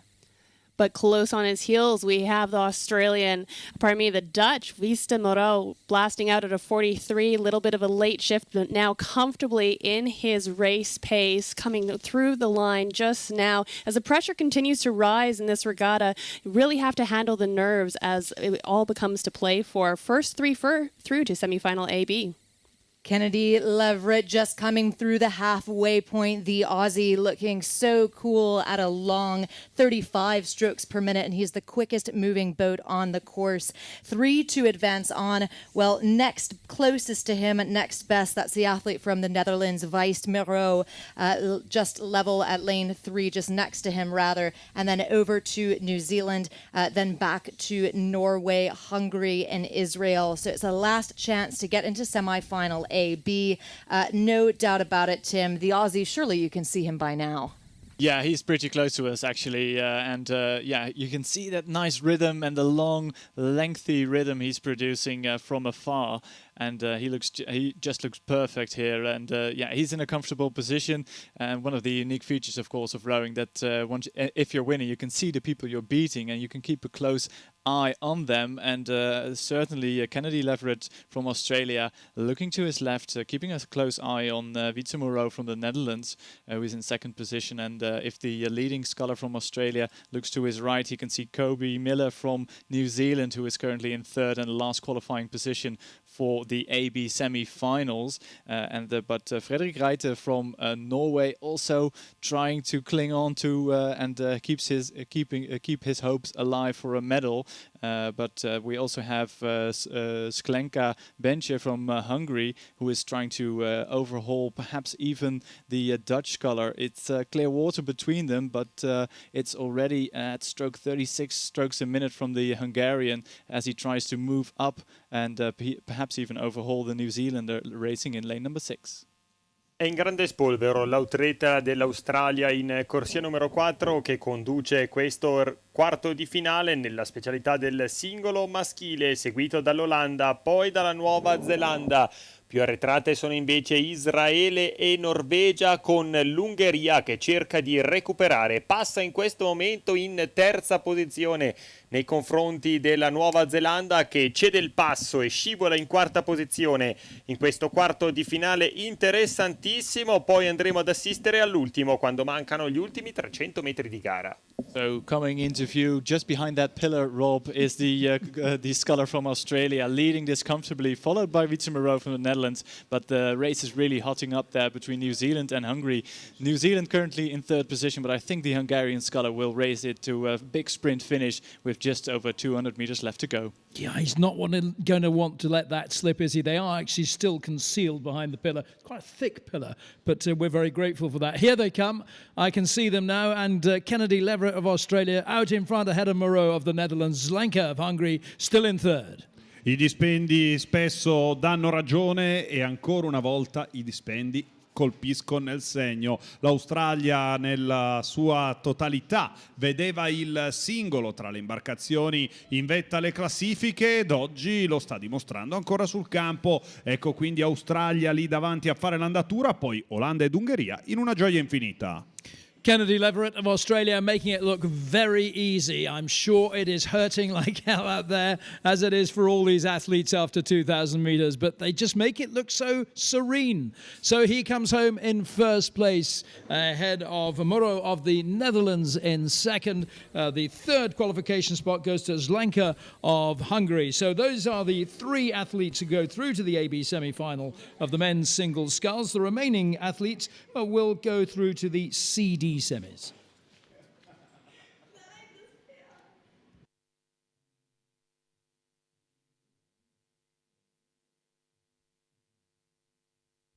So, final race of what has been a really high-quality day today, day 3 of these championships. And the fourth quarter-final of the men's single sculls, with Chile in lane 1, Switzerland in 2, France are in lane 3, in lane 4, Uruguay, lane 5, Italy, and Latvia in lane 6. I'm really sorry to say that we are now with the final race, Rob. Oh, only of today, Luca. Only of It's today. not too triste. Dicevamo, ultima regata del nostro programma con Cile, Svizzera, Francia, Uruguay Italia e la Lettonia. So let's give Luca some cheers, shall we, Colleen? What can you tell him to just brighten his afternoon? Yeah, Luca, don't get too sad because Gennaro Di Mauro of Italy out of lane 5 is leading this race. He was second at the 500-meter mark, and it's a beautiful sight as he leads by about a half a length over France. That's Romain Hrot of France, lane 3, as they cruise into the second half. So Italy leading, it's France in second, and then keeping an eye on that coveted third-place position. Well, it's looking really good for Bojan Ruferth of Switzerland out of lane 2. Long and sometimes lonely race in the single here. The athletes are fully in the driving seat, no teammates, no coxes to cheer them on, but you can imagine the pride they must feel wearing their nation's flag on their unisuit as they drive down the course, quads loading up with lactic acid, 1 part ballet, 1 part weightlifting. Cruising through the second quarter, approaching 750 to go. Tim, what can you tell Luca just to round out the afternoon on a positive note? Well, I hope I can provide Luca with the high of to end his day with, which he is so furiously looking for. It's still Gennaro Di Mauro from Italy in the lead, and he's produced this bulletproof rhythm at 34 strokes a minute. He looks really at ease on the home water here in Italy. But keep a close eye on Romain Hrot from France there, the sculler from Nantes, who is in second position and also looks ominous, just 32 strokes a minute, and matching Gennaro Di Mauro for speed, just half a boat length back to the Italian. Non si poteva concludere nel migliore dei modi la giornata se non proprio con questa vittoria in quarto di finale di Gennaro Di Mauro, atleta della canottieri Aniene, 11 volte campione italiano, 8º alle scorse Olimpiadi di Tokyo, pronto quest'oggi a volare verso il traguardo e mettere a segno la semifinale A e B nella specialità del singolo maschile. Insieme a lui la Francia, veramente molto vicina, che prova ad andare al recupero, poi la Svizzera per la terza posizione. Attenzione al possibile rientro dell'Uruguay negli ultimi 400 metri del percorso. So the massive figure of Gennaro Di Mauro passing our commentary position, followed by Romain Hrot from France. And then it's really close between Switzerland and Uruguay's Luciano Garcia for that last spot into the AB semi-final. I'll leave it to you, Rob and Luca, to call this one all the way to the line. Thank you, Tim. Safe journey back from your little commentary hut in the water there, and to all of our commentators who've done a fabulous job out on the water again today. Thank you to all of them. But the important thing is what is happening in the race on the water. Gennaro Di Mauro of Italy still out in front, but Romain Hrot of France right there with him, and Ruferth of Switzerland still in third. Ovviamente in chiusura può succedere di tutto, ma lì davanti Gennaro Di Mauro suona l'ultima carica verso il traguardo. L'8º posto ai Giochi Olimpici di Tokyo è un dolce ricordo, un ricordo invece da scrollarsi. È il 4º posto in singolo al campionato del mondo juniores nel 2019. Lui sogna e vorrebbe fare un salto in avanti, la Francia all'esterno, cerca comunque di allungare, passa la Francia, poi c'è l'Italia in quest'ultima frazione, una Francia straordinaria, poi l'Italia per le prime posizioni. It's Hrot of France who's going to lead them home here in lane 3. What a great performance from him. He's really pushed through there. In lane 5, it's going to be Di Mauro from Italy to take second place. And third place, the all-important third qualifying place, Ruferth of Switzerland hangs on to that, so relief for him. But it's Hrot of France, Di Mauro of Italy, Ruferth of Switzerland who take those semi-final spots, meaning that Garcia Re of Uruguay, Rezento of Chile and Stenders of Lithuania just miss out, but they will be contesting the CD semi-finals. E quindi sul traguardo abbiamo l'ufficialità, la chiamavamo, dicevamo più volte Francia, ed eccola qua, 7-0-1 e 0-2. La Francia va ad aggiudicarsi l'ultima regata odierna davanti a Gennaro Di Mauro, il nostro azzurro, poi la Svizzera per la terza posizione.